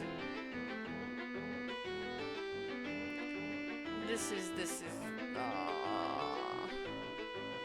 Mion stopped and waved her hand again in resignation. Not because she had grown impatient, but only because she was taking delight in abusing Shion. You can't apologize to my satisfaction. I'll teach you how to make an apology that will get through to your older sister. I'm only going to tell you once, and if you get even a letter wrong, you're out. Got it? Yes. Yes. Thank you, sis. Oh. Shion's miserable worst crime having been caught utterly harassed. The sensation of tearing through my chest turned in a little at a time. I realized I was feeling of anger bubbling up. I slowly regaining control of my body. However, I was only able to feel my skin and my blood flowing at the moment. I still couldn't voluntarily move my fingers. Did you memorize it? Then let's hear you say it. Sincerely and faithfully from beginning to end with all your heart. If you can't do it properly, then I'll only kill you. Yes. Thank you so much. Something was strange. Something had become strange at some point. Until just a few moments ago, I was sure this had been Mion, but at some point, she had become someone else. The Mion I knew would never do something nasty like enjoying trampling all over someone's dignity like this. Now, let's hear it. Your big sister is listening closely. Shion Sonozaki is. When I ran over Shion's stairs earlier, had the real thing been swapped out with a fake right behind me? Anyway, this couldn't possibly be Mion. Shion Sonozaki is a lowly, worthless snow, not fit even to lick her big sister's Mion's feet. And when I think of the countless times I've been rude to my big sister without knowing my place, Yes, that's the spirit. I'll permit you to say a little bit more now, okay? I circulated my whole body. The numbness senses were returning. Just a little bit more. While Shion was still holding Mion, no, that thing pretending to be Mion's attention. Hurry up and reflect on how impertinent I've been and swear loyalty to my big sister for the rest of my life. So,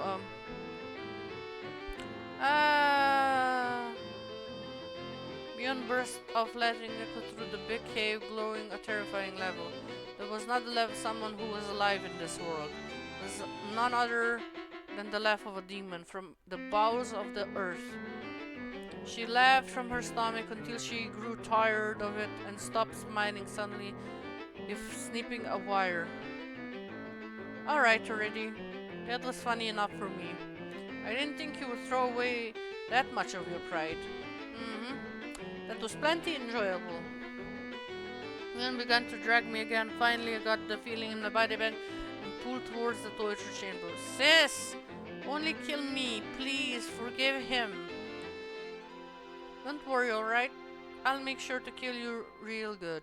After letting you get an earful of Kei-chan screams, that is. No! After dragging me to the torture chamber, she skillfully strapped me into the restraining table. Before I knew it, I was sprawled out and bound. She forced open my hands, with which I couldn't even make a satisfying fit, and tightly restrained each one of my fingers. She fastened only my hands and my fingers that tightly on hinges and locked them in place. Sis, don't kill him. Sis! The door to the big cave with the jails had been left open. I could hear Shion cries of mortification the entire time. Can you hear it, Shion? I'm going to get started now. Please enjoy Kei-chan's young screams. Give it a fucking rest. The feeling in my body returned, and the first action it took to tell of that thing that looked like Mion. Awake at last are we? I lied before, you know, about having wanted to give Shion the most miserable death of all by locking her up because I hadn't thought of a good way yet. That was a lie. Mion brought over something like a toolbox. From inside, she removed a large metal hammer, then next to it, she began to line up what looked like long, shaped nails whose ends had been turned into hooks, like she was like the kind you will see on a harpoon. I let her hear the screams of all the people that died because of her, and after they soaked into her very soul, then I'll kill her. I've got pretty good taste, huh? Coo coo coo coo! Who are you? Huh? I'm Mion. Mion Sonozaki. Has the fear driven you crazy, coo coo coo? No, the song is banger. I have to agree. No, you're not. There's no way you could be Mion Sonozaki. Mion's story continues her preparation for the horrifying torture. I see. Then if I'm not Mion, who am I? A demon. Huh? You're not Mion. Mion was just here. Give her back. Kei-chan, your brain really doing okay? Is your brain really doing okay? You're not going crazy with fear. Don't touch me. You damn demon. Give her back. Give Mion back. My best friend, give Mion back. Mion stood there for a moment, her jaw hanging open, not having expected me to say that. I myself knew that I was about to go insane. I knew it was nonsense to demand Mion return when she was right in front of me, but this person imposed to me couldn't possibly have been Mion. There was no way I could accept that. So this is what I thought. Mion really had been possessed by Mion and was controlling Mion as if it were a separate personality. Mion was just a victim. Oh my god, Keiichi! Why? You dumbass! It all had to be doing of this demon possessing her. Ah ha ha ha. When Mion heard that, she started to gruff, laughing and hysterically as she started to cough, almost choked. You really are a piece of work, you know that? In this very moment, Mion Sonozaki is trying to kill you, and you're trying to reject me. I never knew there was such a funny person in all the world. If you want to laugh, do it all you want. No matter what you say, though, I won't accept that you're Mion. Give her back. Away with you, demon. Oh god, Keiichi, my god, idiot of all idiots. Are you trying to kill me by drowning me in my own tears? Wow. No matter what, I wouldn't lose to that laughter of hers. I shouted loudly. I shouted from the bottom of my heart so that the real Mion trapped inside the Mion and stem from me would be able to hear. He's gonna die. You can do it, Mion. Don't lose to this piece of shit demon. Oh god, Keiichi. Please, don't be this cringe. She is... Okay. You're strong. Show me how strong you are. Oh, the tears welled up and flowed down her face. Her hands were busy with resentment, so she couldn't even wipe them. She just let them flow. Please, Mion. Mion, where did you lose to a demon like this? You're not that weak, are you? Don't lose. Fight. Fight! Mion desperately unfolding her leg pressed one of her long nails. Ah, I told you! I left her left hand with her hammer. At her sides were dozen more nails. Could tell she was about to do, though I wish I couldn't. Even so, I couldn't afford to be scared. That's why I shouted, "Wah ha!" My sides hurt like they're about to split. Is that all? I'm going to get started now. Be sure to give her some good screams. Not only am I torturing you, Kei-chan, but I'm torturing Shion as well. Why? Why would you, Mion? Then I wept. Only sobs came out. They weren't in acceptance of the torture by to perform, however. They were tears of regret that Mion had lost to the demon. Yet a small change did occur in Mion in front of me. Her heightened excitement was draining little by little. By the time I realized it, the one in front of me had returned to be Mion. Kei-chan, this may not be something pleasant to take to the grave with you. You really seem to want to know, though, so I tell you just one thing. Didn't know if this was Mion or just a display of momentary humanity the demon had recovered. A long time before the demon came to live inside me, it was gnawing at my heart trying to spur me to violence, but I suppressed it with my reason. That settled the demon down, and I got to thinking it had gone away somewhere. As it turned out, I was wrong. It hadn't left me, it had just gone to sleep. I noticed that there was tears forming in her eyes. The demon woke up again due to certain small opportunity. What do you think that opportunity was? Oh, was it because I rejected her? Oh no.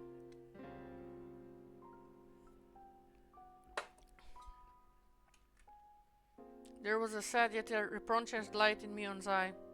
Do you understand? I don't. I don't know what gave Demon the chance to beat me on. This might be strange for me, a demon, to say, but you're the reason that everything got so messed up. What did I do? The tears welling up in her eyes spilled downward all of a sudden. At the time, you had given me that doll you got without hesitating. Maybe everything wouldn't have been so twisted. Are you fucking kidding me right now? The doll I got that doll I got when we had our club meeting at the toy store that Sunday? You probably can't understand. I wouldn't expect you to. But you see, all sorts of things started falling over like dominoes after that, and soon it was too much for me to control. It only makes sense that you wouldn't be aware of knocking over the first one since it was so small, but you're the one who set it up. That can't me? If you hadn't made Mion cry, then I wouldn't have been woken up. Is that enough for you to die in peace? A mistake that I made that day was messing everything up? That can it be? It only makes sense that you wouldn't be aware of it. Even so, Kei-chan, you are without a doubt the cause. If you had nonchalantly given the doll that day, then I don't think this would have happened. I want to say, like I just remember something as I recalled that day. When I told me that, and I thought I had apologized. I didn't apologize to Mion, though. It had been Shion. In other words, oh god, I hadn't sent a single word to apology to Mion. Today I came to the house saying I had something to apologize about, but I never said the word of apology about this. Come to think of it, when I apologized for going into the ritual store, Mion looked a little lonely, like she was disappointed. Why didn't I realize that just until just now? Cause nobody's this insane. Nobody's this insane. Anna told me that time that she was herself. No, the demon was telling me.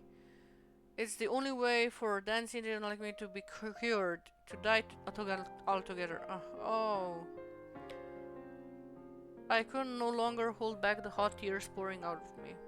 Slimmy just cried and reflected indifferently on the taste of my tears, on the taste of regret. Can I start now then? This method of torture is very simple. I'll nail one of these into the joint of each end of your picky finger. Then I'll nail each one in order until I get your thumb, and then I'll go back to pinky nail and nail one into the joint in the middle. So on and so on until the hammer 15 nails into your left arm.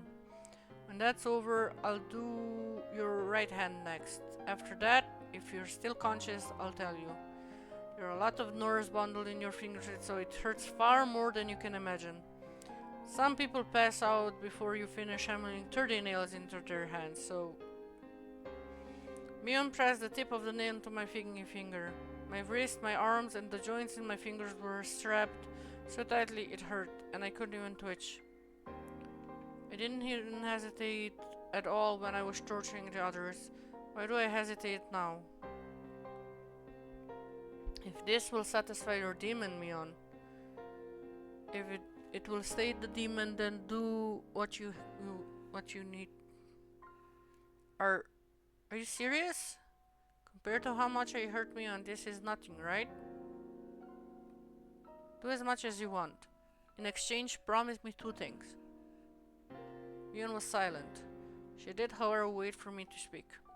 After you're satisfied with causing me pain, forgive Shion. She's been punished enough for making up for her crimes for sneaking into the storehouse, hasn't she? After all this, you can still worry about Shion more than yourself. The other thing is that when you had your fill, you disappear. Give that body back to Mion. That's all. You know, you're not even considering possibly begging for your life or anything. Can I ask you to promise 3 things instead of 2? The third is to leave me alive. You said 2 in the beginning, didn't you? So you can't have any more. That's a shame. In such an abnormal situation, Mion and I left quietly together, as if sharing a stupid joke. I probably won't keep these promises, understand? I'm a demon after all. I guess then there's nothing I can do then. I recall the tightening of my hands into fist when I endured the pain of the dentist office. Right now though, they were open all the way to my fingertips, I couldn't even grip them. So instead I tightened my toes. Okay, do it. I prepared myself already. So do it. You waiting like this to hammer the nails is scarier. It's going to diminish my readiness after all. Mion put down the hammer and gently stroked my cheek. Kei-chan, I'll agree just the third thing, okay? Huh? My third wish. To save me. She agreed to it? The first wish, to save Shion? That's long done for. The demon will kill her. It's already been decided, so I can't stop it. So give up on that. Her delicate fingers slid to my cheek to my chin. As for your second wish, to give this body back to Mion, that won't happen either. After that day, Mion will never come back. From today on, even if this body is here, it will just be a body. Because Oni has taken it over. That isn't true. Mion, don't say such a thing. Like she won't ever come back. Can you hear it? That sound? Mion closed her eyes and listened. Definitely heard it as well. Slam, slam. It was a dull noise that repeated at fixed interval. A low noise accompanied by vibrations. A lot of people were ramming into iron doors to this underground ritual storehouse. You're late, Sorena probably caught Oishi. That spaced out garbling, so quick thinking was the one thing I didn't anticipate. I'll agree with you there. Mion grinned like she'd been outwitted and took something that looked like an electric razor out of her pocket. When she pressed the switch, pale blue sparks out of the snapping noise. You've probably never seen this one before, right? It's a real stun gun. It's illegal and its output has been increased quite a bit. Was that what you hit me with before? That's not the teacher should be playing with you, you know. Cool. You're right. She seemed to want to use the stun gun on me. Unable to move, I felt her press the cold lump of metal to my cheek. Slam! I heard the roar as though they'd broken down the first larger door. The halls were a bit complex, but aside from the door, this were a torture chamber. There was nothing in their way. I won't kill you, but I will have you go to sleep for a bit, Kei-chan. She will be here soon. This will only hurt a bit.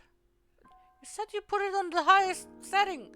Feeling the steak sharpened before getting my teeth was going to help so much, but I clenched them tightly anyway. However, just as she did, she was about to hammer the nail in, she hesitated a bit.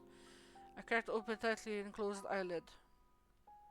I'm sorry for disgracing Mion. I made a promise before coming in here.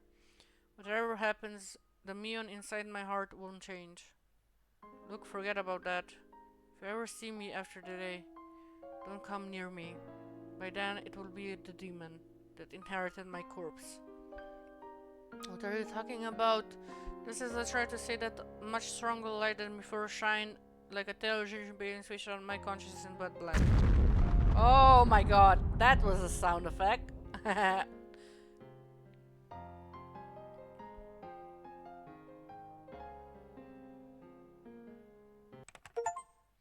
June 1983. A single disappearance has occurred in Hamazawa. No, wait! No! No! Fucker!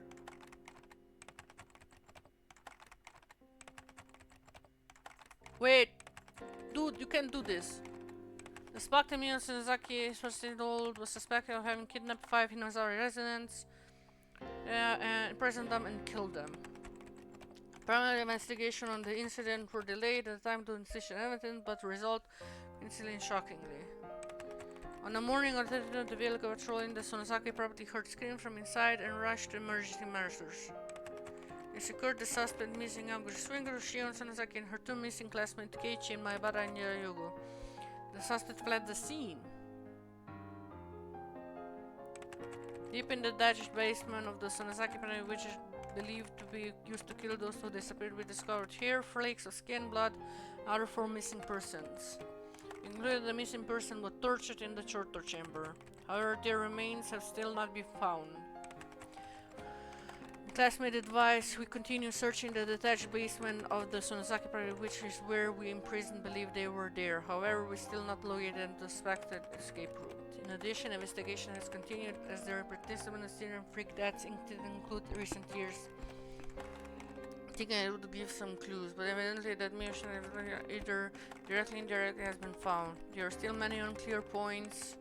Motive behind this and those from the Sinazai family and residents in Sinazai have been extremely uncooperative in assisting us. The opinion of local official knowledge about the region is that this may have been lynching, an intentional form of punishment discriminating acts carried against the beliefs of the Hinazaki village. It's clear the incidents are particularly rooted in the region and the prefecture police department was ordered a cautious investigation. We anticipate getting the clues the missing person believed to have been in prison the longest since the suspect junction, but her mind was stricken by grave after effects of the incident. She has not been in a state of properly answer the question. The scientists conclude she is in a temporary state of shock, but it doesn't seem hopeful that she recovered today either. Only a few days passed since that time. After that, I was rescued by Yoshida-san and his subordinates from Rena had called in. Aside from my eternally black state of mind, I had no external injuries. The most I had a small burn marks for when the stun gun hit me. As I was having a checkup in the hospital, Yoshida-san asked me all sorts of things. But I don't remember what he asked and how I answered him. From what I heard, surprisingly, Mion still hadn't been captured.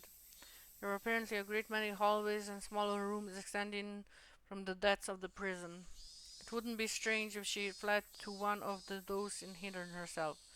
The one fortunate asset amidst all of the misfortune has been she and been safely secured by the police. When I last saw Mion, she seemed like she was going to take me with her and then kill me. She probably didn't have enough time to, though, since Oishi came running in faster than she predicted. That was the only really fortunate thing to have happened. Of course, the rescue Shion, despite having not external wounds, now had a big deep wound in her heart. She was in a severe state of confusion when they rescued her, and apparently she bit the police officer trying to resist. From what she heard, she was seeing Mion in everyone she saw. hated not only the hospital but even her own home, and had shut herself up somewhere in Shishibone, hiding her location. Additionally, in fear that Mion would come for her, she was moving from place to place every day, and even her parents weren't sure where she actually was. However, she was living even now. Shion was spending her days in fear of Mion's shadow. The police investigated the Sonozaki underground storehouse in this moment, since they couldn't find the remains of the other sacrifices. Hadn't Mion thrown the corpse in a well? I had a feeling I said that to him. I meant a hidden tunnel vertical like a well was somewhere in those underground passages. The secret underground without any maps or architectural drawing, which had swallowed up the remains of Rikacha and Satako, and everyone else was still unwilling to speak the truth.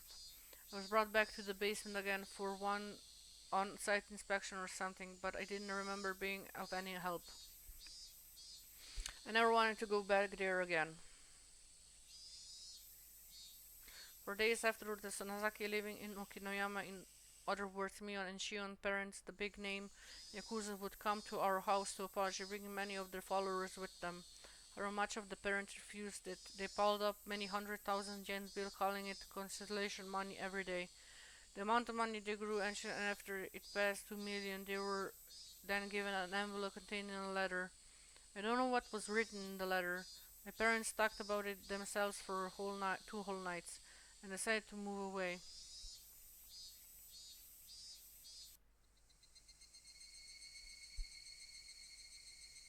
I see. You're moving, huh? When? At the end of next month. I won't even have been in Hinazawa for half a year. I'll be lonely. I'm the only one left. Rena smiled sadly. If I just said yeah, I thought I would make her even more lonely, so I changed the subject. Here's something to think about. That's how I broached it. Mion had actually fled, but had demoned away in the truest sense of the term. Where she went after she disappeared, that we didn't know. That was there, where she had disappeared to. I hope that there was a hobby shop dealing in imports, the kind of Mion likes. This place she would definitely be free from the burdensome fetters of her family, and live not as Mion Sonozaki, but as just Mion, and enjoyed herself. Maybe she's already met up with Satoko and Rika-chan. They must also have been waiting for the day Rena and Jai would join, spending all their time doing club activities, as lively as they always were. When I told Lena that, she smiled and nodded to me. The incident the Sonozaki family had been trying so hard to hide too were exposed to the magazine from a single tiny seam. The serial incidents of recent years were all pulled up like a long vine in the ground one by one, and for many days news of it was brought on and talk of variety show. The show, which were comedic and silly, never once tried to touch upon the grim, heavy history that Mion had been bearing. It made me mad to see bringing this stuff up to ingest, but there was nothing I could do about it now. How big of an impression would these short few weeks I spent in Hinamizawa have on my life? During these few weeks, I met my best friends and had the best experiences in my life. I would probably never forget it as long as I lived. As for the distorted image of me on that the media created, after the masses got tired of treating her like a plaything, they would bottle her up, throw in the trash, and then she would fade from our memories. As one of the few people who knew the real Mion, I must always make sure I remember her. Beyond any doubt, there will always be my offering to her. The sky reached as far up and towering culminations, clouds floating through it. The real summer was just before our eyes.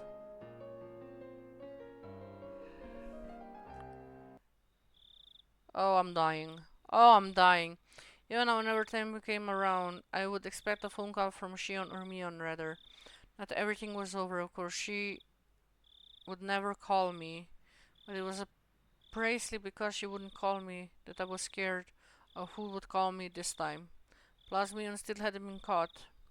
Couldn't say for sure that everything was completely over. On the other side of that fear, though, were my prayers that Mion was safe. And I thought like that, I was able to sleep even with such a terrifying thought. The lights were off. Before her attacking when the lights were off was something that scared me. However, the feeling of change of regret within 2 days. The moonlight filtered through the gap in the curtains shone onto the desk and illuminated a doll. That's right. The doll that I should have given to me on that day. She said it was important for England or something and was all the rage, didn't she? What Shion said, the most popular among them was the one wearing fluffy dress. After being released from the incident, the first place I went to was the toy store. Everything was apparently sold out besides the thing on the store for display. I was refused once when they said they wouldn't sell the display products, but when they realized the survival A from the incident, they immediately consented. Of course, even if I bought it, I might never be in the chance to give it her again. Even knowing that, I waited for the opportunity to give it to her. Waited like this for the opportunity with the desk I could give it to her at any time.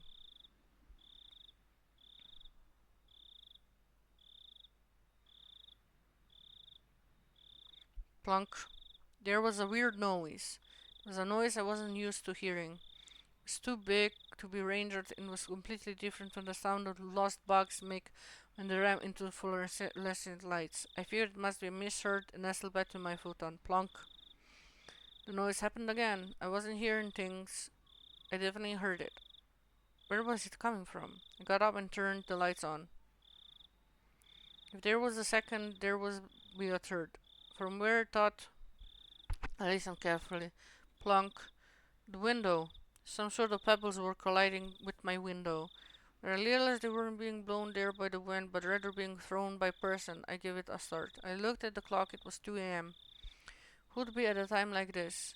I quietly peeked out from the gap and the curtains. In the light of the gate, despite being so late, I saw someone. They picked up pieces of glass, threw it at this window. It hit the window and made a plunking noise. Who was it? Ah. I caught my breath in surprise. My eyes weren't deceiving me. That person was Mion. I threw open the window and looked at the figure again.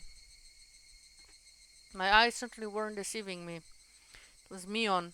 Oh, she's gonna kill you. It was Mion. She was alive. Mion pressed her index finger to her lips and made a shust motion. I wouldn't shout. If she hadn't, well, it wasn't gonna cry out. Mion was a very delicate position right now. Even if it was middle of the night, I shouldn't call out her name. With her gesturing, I'd be right there, flung open my coat, adjusted my pajamas through the door. What about the doll? I quickly hit the brakes before going down the stairs. Although happiness was spurting within me, I had that feeling that this would be our final parting. So I went back into my room and grabbed the doll. If there was a god, I don't think I would ever have thanked him as much as today. Even if it would be the last time I ever saw each other. For this one chance to give it to her. I slipped into my sandals, unlocked the door, and hooked the chain, and leaped out of the house. Ah, ah, Neon. Yeah, it's been a while. How are you? Been doing alright? It was like how we used to be every morning. Mion waved to me, responded like she always did. Lovely Mion, it was the real Mion. Are you alright hanging around this place? I really shouldn't be here. She clearly wasn't acting like she knew the police were following her. It wasn't like she was patient who gotten tired of staying in the hospital had snuck out. Her speech was like enough to make me think that I couldn't help but be surprised. The realization I thought was more like Mion and I was happy for it. What's wrong? What do you need at this hour? I wanted to talk to you one last time when I noticed them. On me I saw were big droplets of sweat. The expression too, which I thought would be satisfied, I was one close to her expression terribly slightly, and I realized that she was forcing it. Well, I can't stay for any longer. A pain note was beginning to enter her words as well. I was just smiling with the feet over her. Are you alright? Are you not feeling well? I try so hard until now, but I can't tell. I'm done. This is my limit. They're about to come up behind me and take me away. Mion's smile was crumbling and started to stiffen. Did she push herself too much to come all this way for me?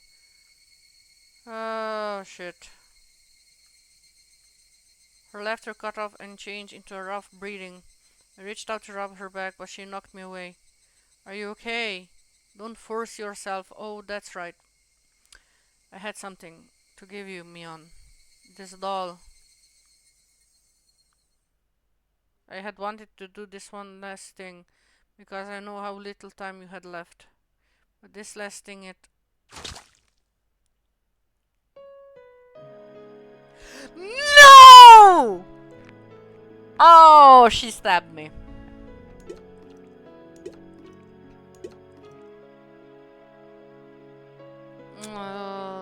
Good. My stomach. You motherfucker! Oh my god! My stomach is burning. Yeah, she stabbed you, bro. Mion. And he even took the doll to her. Took a meat cleaver like knife and stabbed me. And pushed it in tie and took it and twisted it. Mion. Hey. What? Hurts. Yeah. Oh, I made it. I made it. I cowered on the ground. My stomach was hot, it was pouring fire. Ian watched and took a few steps back and... Oh, I've done it all. That's Arian, I wanted to kill. The last words Leon left with that day came back to me. If you ever saw me, Ian will never come back, for they don't even this body is a body is a body is all it will be. But then the demon will take it over. The demon.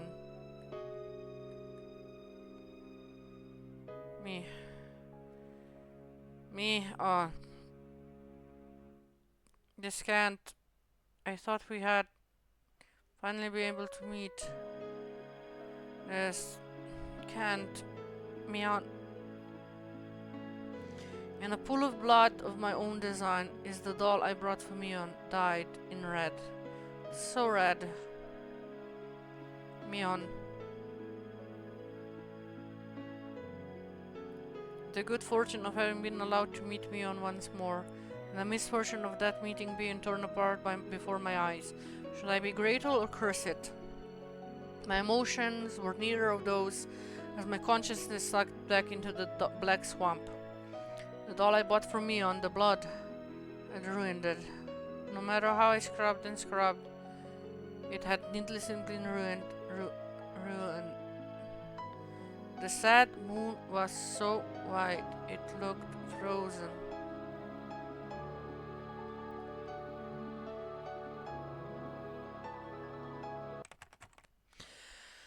June 28th, 1983. A violent incident occurred in Himazawa village in Shinobi Prefecture.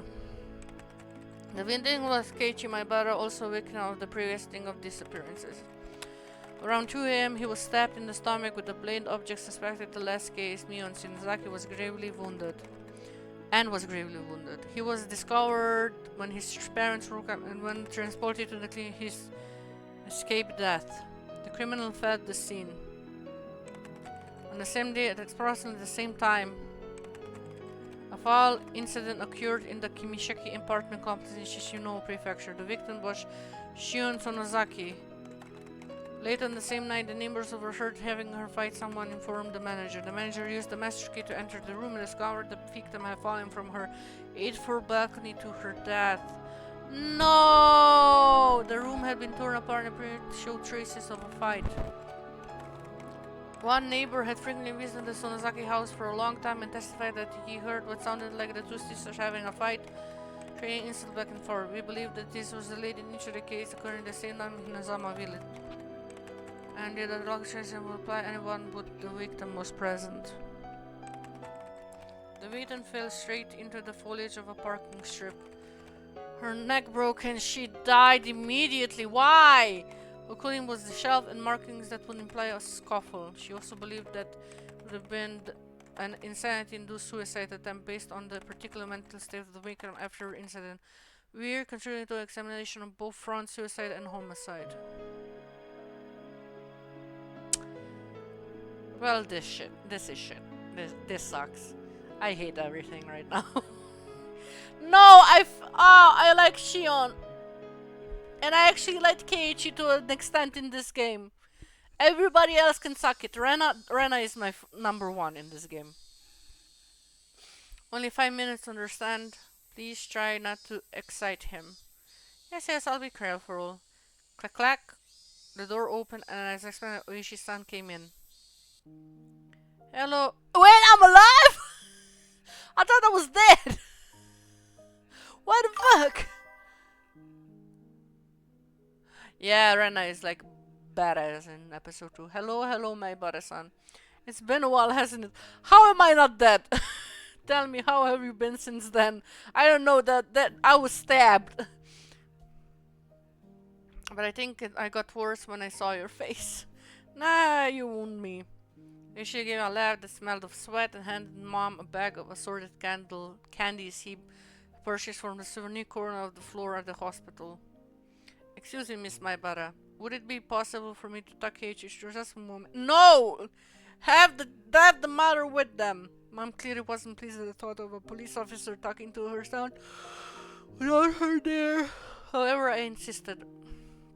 Mom, sorry, just a little while. Just 5 minutes, okay? Though gradually Mom left the room. When she closed the door, she grinned widely and looked around the room. A room to yourself, how high class. My good old lady was always gets a shared room, you know. It's quite lively, however. Seems like a higher rank if you have a worse disease in places like this. The sicker you are, the prouder you are, or maybe the more arrogant. We only have 5 minutes. I would like it if there were 5 minutes we ever saw each other. The last 5 minutes we ever saw each other. I don't have any connection to Ninazawa. This isn't Ninazawa anymore either. Yes, because there aren't any general hospitals in Okinomiya. Mind if I take a seat? Down we go. This was a large university hospital in Shishibone City. It was splendidly urban, entirely different from the likes of Hinazawa Okinomiya. It was hard to believe that Hinazawa was part of the same city. When does it look like you'll get transferred? Do know. I'm ready to go whenever though. Our moving plans were delayed a little bit because of my serious injury. My parents have already left the house in Hinazawa though. We're living in a new one. They plan to have me transfer hospital to be closer to the new house once I recovered enough to be taken there. Please don't come up where I'm transferring. I really will get worse then. Oh god. Man, you really do hate me. It may just be my job, but that stinks. That's why I brought you all kinds of lovely souvenirs in atonement. You didn't need to bring assortments of cookies for that. Well, you see, there aren't actually cookies in there. Look, Oishi pulls open a can of cookies and... Noah? Oh, I was stretching my scar. I didn't know what you were into, my brother, so I bought all sorts of things. See, all sorts of cute looking things. From western to comic strips. Lately they have been sort of aimed at girls too. Don't bring porn in here. Why? Why are we going etchy again? God damn it. Take them away and go home.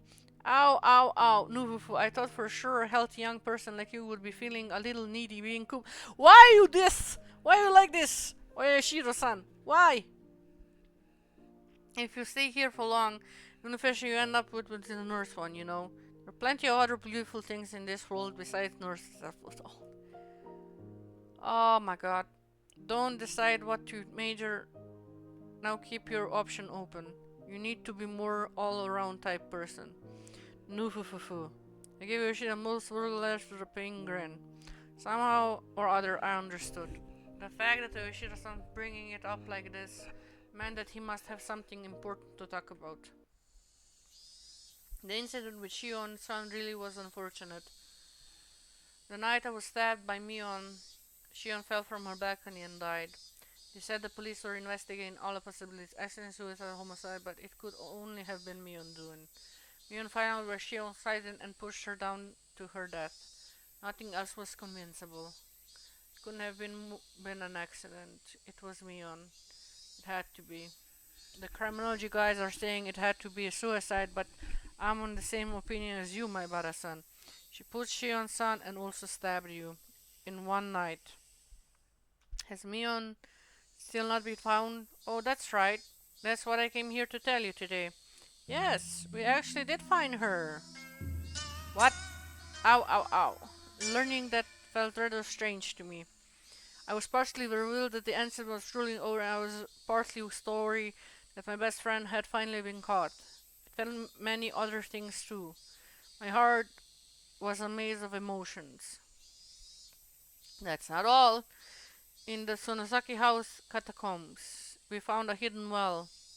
Just as you said, my brother, we found the remains of all those who disappeared at the bottom. I see.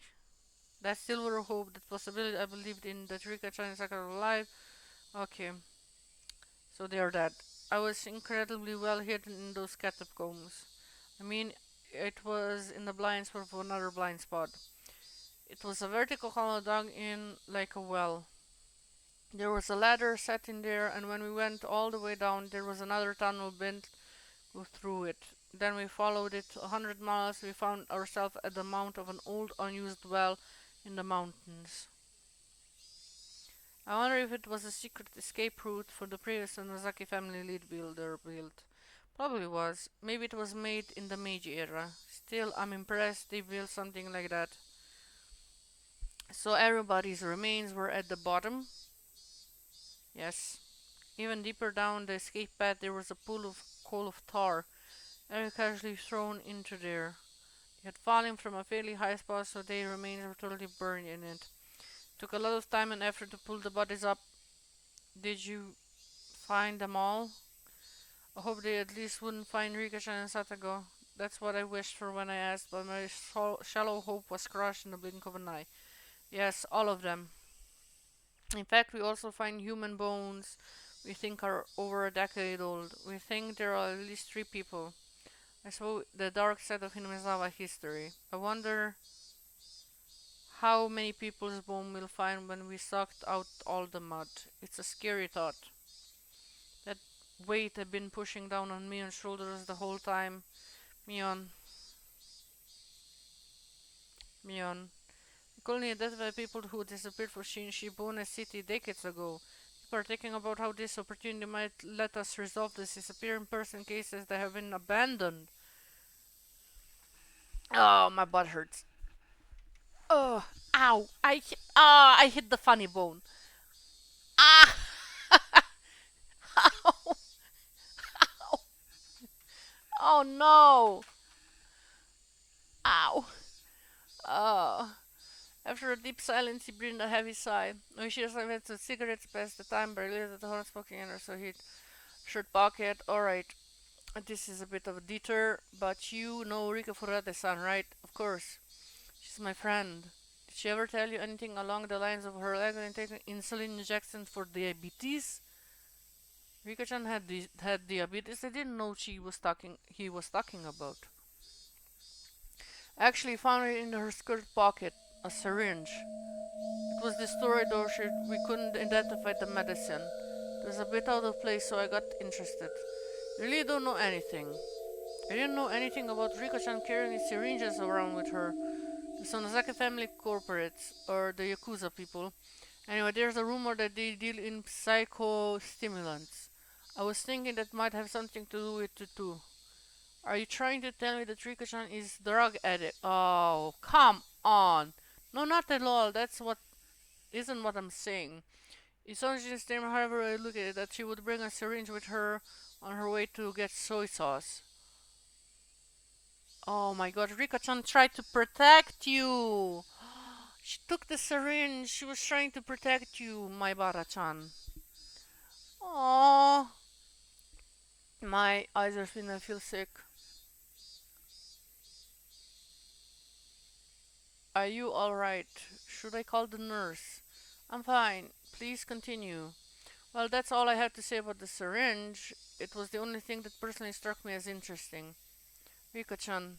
Riko-chan was sort of like the village mascot after all. It looks like the village is in an uproar right now. Between the older blind believers and the Sonozaki family who killed her, the three family effective control over the village is basically in shambles too. If somebody came up to them with talk of a dam again with this sort of timing, the entire village would be abandoned for sure this time. I'm not related to Hinozawa anymore. I actually was. I just said it because the thought about Hinozawa being abandoned was unpleasant, and I wanted to end the conversation quickly. There was a knock on the door. I opened it slightly, and my mom asked if you were still talking. Oops, we went off topic, didn't we? What a pickle. I looked at the clock. 5 minutes were long past. He told my mother there was something he really wanted to ask and she could wait a little bit longer. Is that so? Keep it short, okay? There wasn't any getting around the fact that she was thinking about what the police officer could be talking to her son about. Maybe we should shoot another day for this. Oishi-san. Mion. How is she right now? I want to just hear the answer, get rid of him. Before I tell you that, I just want one thing from you. I just need you to answer something in all honesty. What is it? I want you to take your answer seriously, got it? If you say something indiscreet, it could be viewed as obstruction of the investigation and it could be prosecuted. What the fuck did I do? Until the end. What the hell did he want? Ibara-san, who do you think the criminal who pushed Shion from the balcony? There is no way it could be anybody but Mion, is there? Then who was the one who stabbed you? Please don't make me say it again. It was Mion. Mion Sunozaki. There's a handkerchief right up the side. I should have expected that answer, yet it looked as though it wasn't satisfied with it. She put Shion and stabbed me. Didn't you just admit yourself that Mion was the criminal? The evidence we have that Mion killed Shion is based on testimony from the man living next door. This neighbor is actually a member of organized crime group. In other words, he was Shion's son's bodyguard. It seems he's a veteran leader in the vein, and he's like a parent of the Sonesaki sisters growing up. Wait, what's gonna happen right now? The man said this.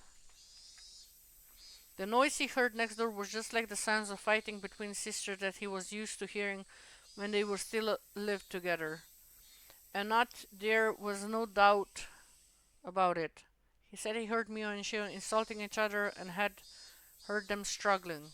At first, though, he thought it was hallucination she was having brought by her dementia. You see, he thought that because that sort of ruckus had been occurring every night. That night had been longer than the rest, and he claimed that he went to her room to give her a sedative. The noise died down when he got to the manager to give him the key. He already decided to at least check on her and that she wasn't answering. He took the plunge and unlocked the door. Then he saw the room was a mess. Since Shion has been pushed over the balcony, he decided it had to be Mion. And that's how it happened. In other words, he only heard from the other side of the wall. Plus, because the apartment complex is connected to the organization, it doesn't have many residents, so they were the only ones who heard it happening. One person who witnessed Mion Shinozaki, even if he didn't see her, that isn't it always Mion doing? Now settle down. This is what I'm saying. It means you are the only one who saw Mion Shinozaki for sure last night. After all, Shion, the other witness, is no longer alive. What are you trying to say? I don't really understand. At this point, Shiro paused. The fact that this was a non-smoking area completely slipped my mind. He took out a pocket seconds again. Exhaling a long sheet of tobacco smoke.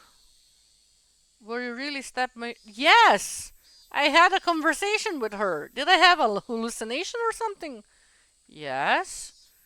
There's no doubt about it.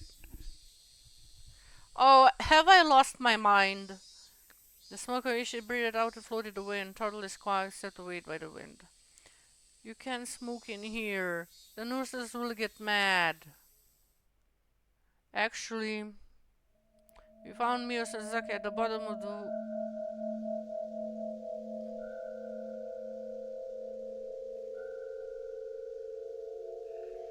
Nani?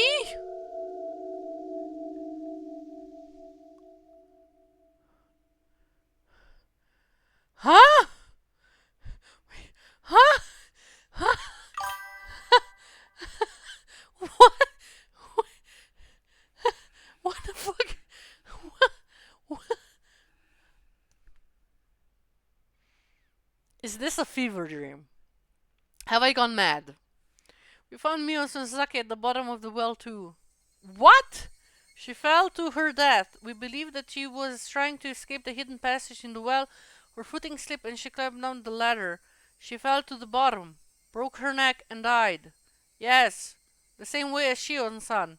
She broke her neck. What the? What's happening here? Well, what? Huh? After you passed out that day, Mion Shinozaki tried to escape using the hidden. No, don't you. I will take my pills later. God damn it.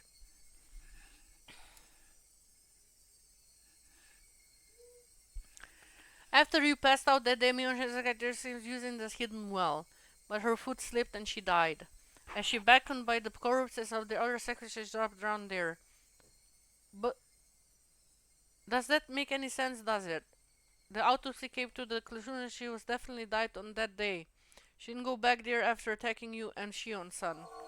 She was already dead by then. Who the fuck attacked me then? My jaw was on the floor. There was absolutely no way that could be. Mion was the one who stabbed me. It had to be her. There would have been anyone else to do it. Shion. Then who attacked Shion and me? Who was it? The one who attacked you was someone who was Mion Shonozaki and yet not Mion Shonozaki. My mind became a complete mess and I was starting to lose my ability to think straight. Do you remember how Mio Tanako-san died? Huh? Tanako-san? Yes. I think I heard she was burned to death in some distant mountains. You learned she was burned after being strangled to death. The Gifu station did the autopsy. It was a little bit strange. The results of the preliminary autopsy said that she had been dead for at least 24 hours. Since she was contradictory in the panic, they seem to have realized that she died earlier that day. Wait, is Shion? Is Shion the bad guy? I mean, is it Shion and Mion specifically? Oh my god. Despite me being asked to track over what was going on with Mion, he was telling me there was even more on top of that. I didn't understand. The results saying she's been dead for 24 hours as our old criminologist said. It's pretty damn reliable. So then what would that mean? I've asked the question over and over again. But on the night of the Watanagashi, you were with Mio Takano, weren't you? I was. You also met her the day before while settling up the festival, right? I mean, I ran into her too. Yes. I was with her then. If she's been dead for 24 hours, then that would mean she was already dead the day before the festival. That can't be. She was alive during the festival preparations. Or when you slipped into the ritual storehouse. Takano was already dead. The origin of all that happened. The beginning of everything. Our intrusion into ritual horror, which I come to regret countless times. The one who tempted me, Takano-san. When invited to the storehouse, she was already no longer of this world. Huh? There are too many dead people walking around in this accident. Nah.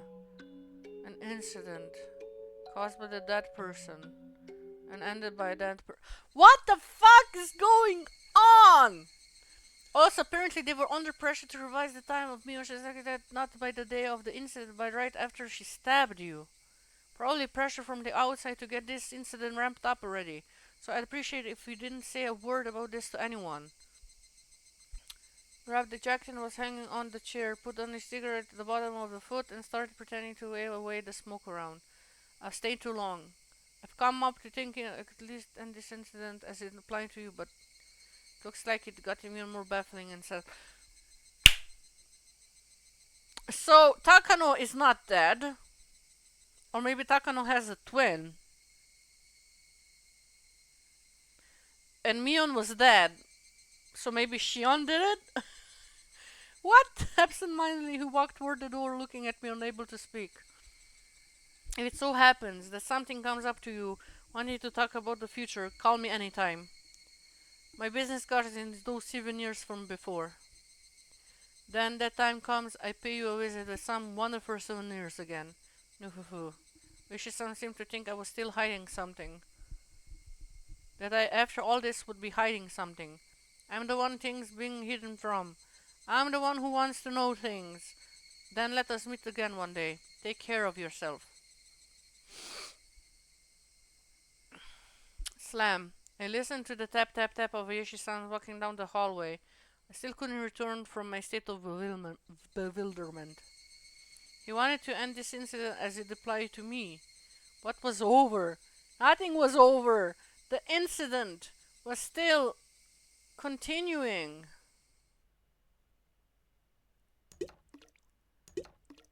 Oh, come on, who died now? Then slip, an arm covered in flesh blood, came out from underneath the bed. Wasn't surprised. This was an illusion I was seeing, seized by fear. Kei-chan, I told you, remember? I heard a guttural voice coming from underneath the bed. I still recognized it as Mion's voice. What, Mion? What did you tell me? I warned you on that day. After today, if you see me, it will be the demon that possessed my body. Ha ha ha, you did. You said that, didn't you? Sorry. Guess I wasn't careful enough. That's why I got stabbed. Possibly wounds sustained when she fell from the ladder. Many of her fingernails were broken and torn. Her arms suddenly felt about the top of my bed, searching for mine. Oh hey, Mion. I just, well, thought of a good joke. Want to hear it? Then Mion under the bed didn't answer. Let's say that I died here today. But tomorrow I'll still be here living a normal life. So when Oishi-san learned about it afterwards, the time of death wouldn't make sense. Once again, he made a huge deal about how someone who should have died was alive, and he totally lost his head. Tanako-san, then Mio, then me third. So, funny, right? Makes you laugh, doesn't it? Kei-chan, laugh, or was it not that funny? Mion blood-stained hand groped around and found my wrist. Though her fingers were tore, she gripped it hard, as if scratching me. Ow, ow, ow. Go easy. Ow, it hurts. Kei-chan, I've come for you. I tried to shake my wrist loose, but the strength she held it with was unbelievable. I couldn't. She was only gripping one wrist, and yet my whole body wouldn't move. I couldn't even breathe, couldn't even twitch. My fingers were spread apart, and I couldn't take a fist either. And that fact that I couldn't make a fist reminded me of the restraining table. It felt a crooked nail press against my fingertips. Mion's forehead was split open with a face covered in blood. She smiled and got right up in front of my nose. Nothing was ever over. Nothing was over. This incident was far from being over. It was still going on. It was still happening. Someone please end this incident. This cruel, tragic, unfortunate, sad incident. Please end it. That is my only wish. I granted you one before, remember? You don't get any more. Mion firmly held the nail down to my fingertip, and with her other hand she slowly swung the mallet into the air and...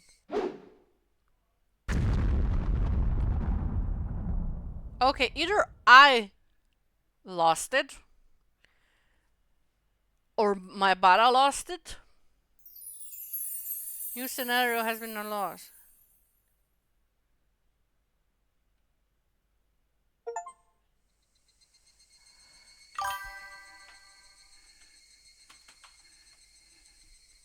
You have to check the remake CG. Where do I check that?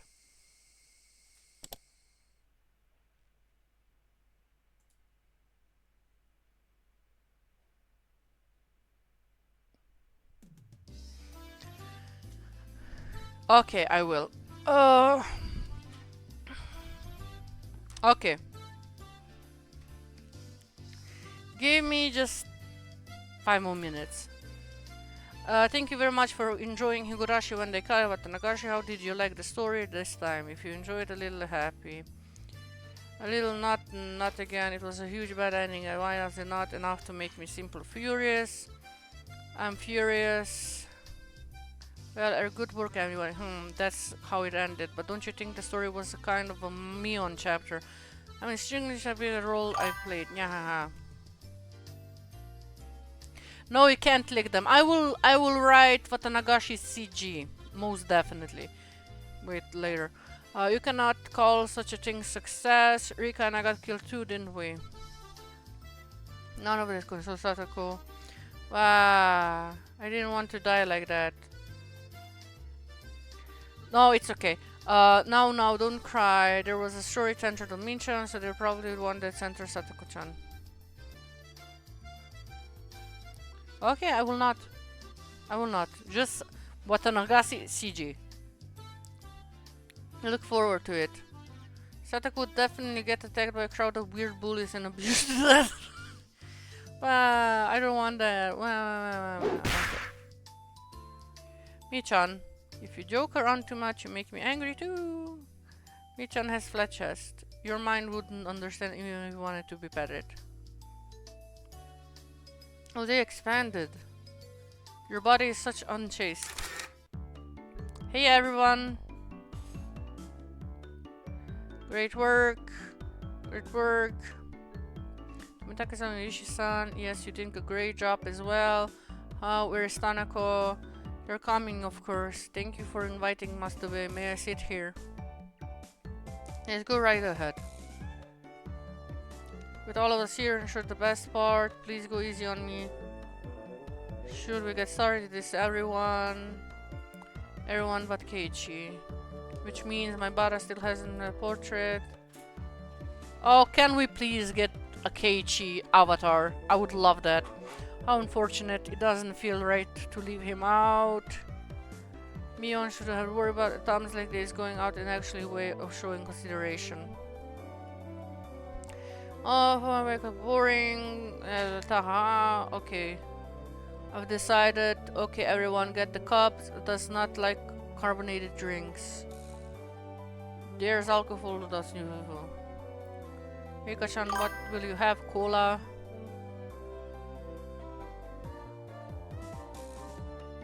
Actually, don't. Why did I remind you of something?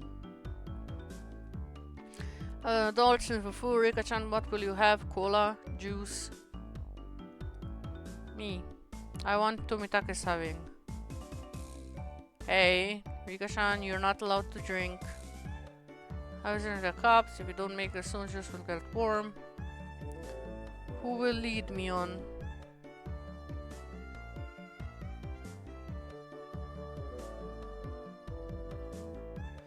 Keiichi appears since episode 1. I don't know if you wanna see Keiichi's face. I would really like to see Keiichi's face. I wanna know how he looks like. Why is everybody so crazy? Oh, it's a spoil, okay. Rena shouldn't do it. Okay, Rena, go ahead. Is it in chapter... If it's in episode 3, I can wait that long. Yeah, everyone, excellent work. No more, thank you. Wow, clap, clap, clap. Yay, we did it. Everybody's here. Shall we debate the story again? I think so. Honest opinions. An honest opinion was the story this time, not an answer chapter. The criminal was Mion-san. The root of all evil, the Sonizaki family. Was that not the conclusion? I see, I was sure the Michan wasn't too naive. This was entirely predictable from the previous Okikokushi chapter, was it not? In fact, it's almost shocking how predictable it was. You're right! This probably did align with the most predictable made previous scenario. No, in the previous scenario I thought it was Yoshida-sama's curse. So I was actually excited. Now that means the main Higurashi is pretty much over, so it's a sure thing that the root of everything was Michan's family. I wonder, in fact, I think this is all means the theory of the Sonizaki being guilty party has been disproven. Oh, you have some opinion, Miyo-chan. I think the same way. Though I still don't believe curses, at least, however, I think the chance of Sonozaki being the true criminals has gone down. Huh? Why is that? Yeah, she killed. Yeah, but there was the demon aspect of it. So what do you mean she wasn't criminal? Anything, it's just the thing. There are a lot of things that don't along with Mion being behind everything. If you think about it a little, you get it. I had been lived the truth more or less than a second fairy, but I'd love to hear your theory, Michan. Then hear me out. Near the end, I confess I persisted in the past sincere. I thought something really wasn't right, so I guess that was my basis. I mean, think about it. If the incidents of the past were caused by the Sonozaki, that would be crazy. I mean, wouldn't they all be perfect crimes? Oh, okay, I get it. Well, that's right. The Sonozaki family is very powerful, and they were incident in the scenes. Wouldn't pulling up perfect kind of child's play for them. That's just it. That's the weird thing. The Sonozaki family had been killing and erasing people so well, they wouldn't even let the hint. That's a good thing. That's a good theory. 50 years, no, that was really chipped. We're killing and erasing people at random. An idiot can have seen connection. Now that I think about it, you're right. Curse is simply crimes, then on the 5th year, then suddenly got violent. I don't understand what you're saying. Mika, do you? She means if the song was the real criminal, it would have done a much better job in the instead of 5th year. So what does that mean? Mion-san wasn't the one who killed Rika and me? Come on now. Just like I thought the last time. Mion-san wasn't a bad person after, was she? That's right. So Nagari-chan thought she was doing bad, she was possessed or something, then does that mean our theory was right? And supporting the curse theory since the last after party makes me a little more conscious. It's true. I've actually a very deformant regarding the witness report. Oh my. I see the cursed believers who seemed confident last time have grown quite a bit more. I don't think what the human have any objections. Last time Michan and Rika-chan were the ones who thought it was the work of a person. Okay, let's hear what you have done. I can quite find the right words. One of the pieces of evidence curse theory is mismatching times of death, right? If this prove the theory, it would prove that a human did it, wouldn't it? Oh, Shion, do you have objection? Well, I suppose I have the same opinion as you, Mion, that it was a human, but I don't think the was a made coffee. If it is okay with you, I offer my objections. Oh, okay, Shion-chan, that's the last you've been talking about, despite Mion having died. Here it is. My son is a conspiracy theory. The reason is simple. If Mion was dead by the time, the only could have stabbed Kei-chan was me. I disguised myself as Mion and stabbed him. I went back to my room, pretending to have a tussle, and go and then jumped around and killed myself. That was my theory. So when do you get down to Mion-chan? Is this the case? Would be the one to make a complaint. She would become victim. Oh, so it was a beginning plan. I get it. Then Mion made two mistakes. First was her co-survival, and the second was dying when she only played too high. Oh, well, now you're right. I really want to finish this. I'm convinced it was too different from Magnificent and Crime Pass.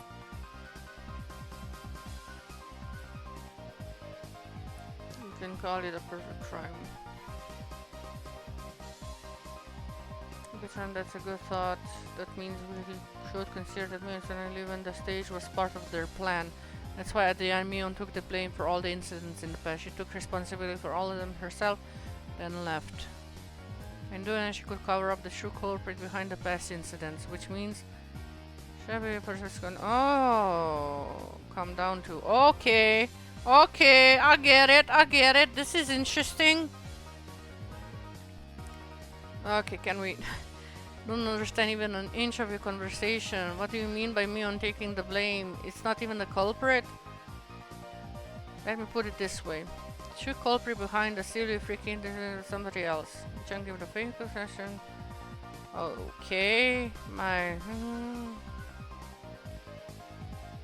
Okay, incident started to throw the scent of the true criminal. That's my reasoning. Further, I think the culprit isn't part of the Sonizaki family. So it was Mion-chan disturbing the incident, further protecting the mysterious person. Could it be her grandmother, though? That's right.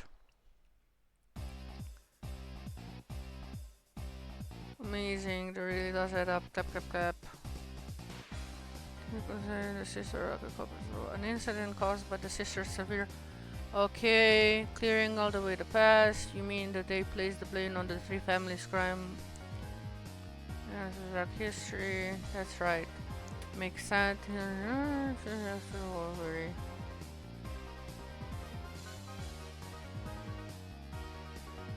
Oh, okay, so the two sisters were together on it. Amazing, really does add up. Clap, clap, clap. Wait, what? Man, it looks like Rika-chan's opinion too. Go ahead, Rika-chan. I have a question for you all. Why did Keiichi need to get stabbed? I already know why it is, Rika. It's obvious because she went for the forbidden storehouse. Thinking back on it, Tomitake... Okay, so in the previous story, giggle. That's really strange indeed. Huh? What is strange? Ah, Rena-san, that's right. Won't you think back, please? That's right.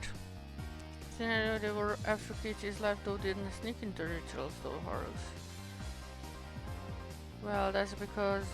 Yeah, Nozawa hates outsiders, right? That's why they killed my brother, Keiichi-kun. And though they shouldn't have to take Keiichi and Perry too in that case. No matter how you look at it though, his parents never seemed to be much danger. You're this time on the last. Here anyone who takes it's human doing unless you probably explain the reason Keiichi's life was threatened. Good question. Your little heart there, still a lot of misunderstanding. Giggle, we can find reason for any Keiichi to die, but for some reason Keiichi's death is always vague, both this time and last time. Okay.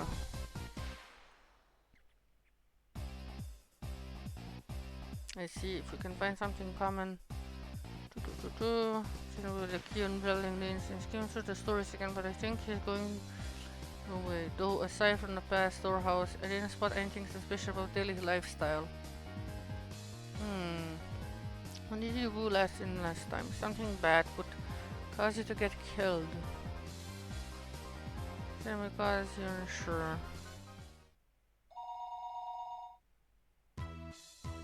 Oh, so while I was reading the script for the next game all by myself, you were thinking about my head, huh? I see. Well, that's that. Anyway, Keiichi-kun, you should try asking your own heart.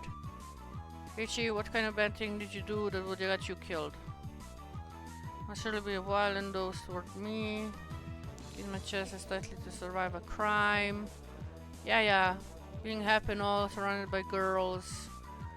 Nah, a grave crime indeed. My body is sweet. Okay, now it's just joking. My mom is waiting. I'm so... Oh, there you go, Keiichi. Have you remembered the time? Both this time and last time, a little proper in just life. I always make terrible end. I'm the one who knows this is blah blah blah. How sad. How's a better head next time for you? I wonder if I should better read reading this one. I'm going to put myself in Mion and read back what Nagashi. Maybe I'll find something different compared when I write it to Kei-chan's point of view. I will always think doing of a demon, all the kind of the asthma, blah blah blah. Yeah, I wish certainly heard your thoughts. Address. Okay. Done. Yeah. Okay. Theory time. I have 15 minutes. Okay. Okay, so my theory is this. It has to either do with the fact that their blood was mixed. It has to. What if the stories of humans and demons interlocking and having babies and having future generations and the three families coming from them, what if that blood is crazy. Like, what if it's just crazy, crazy? Makes you crazy, makes either you hallucinate, makes you either violent, maybe it's a gene thing, maybe it's not. What if that's the thing? And the Sonozaki and the Furuda and the other family are all part of it, right? They're all big families. They all have demon blood in them. The Sonozaki more than the anybody else. So maybe we're thinking about this wrong.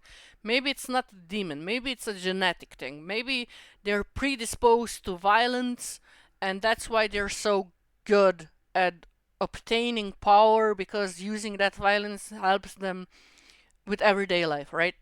Okay, that's one theory. The other theory is Oyashiro-sama's curse, and the third theory is it's because of the Yakuza. There's no other way. Like, the first theory combines the supernatural and the natural, right? The second theory is all supernatural. The third theory is just humans being bad humans, right? That's it. That's all I got. Anyways, I am done. I have played this for 4 hours and 15 minutes. I'm so tired. This is actually a long stream for once. Anyways, thank you everybody for being here. Uh, I wish you all. I have a YouTube, I have a Twitter, all can be found in the About Me section on Twitch, and I wish you all a very good beginning, middle, and end of your day. And just enjoy yourselves, okay? Bye bye. I have to go see my mom now. Bye bye.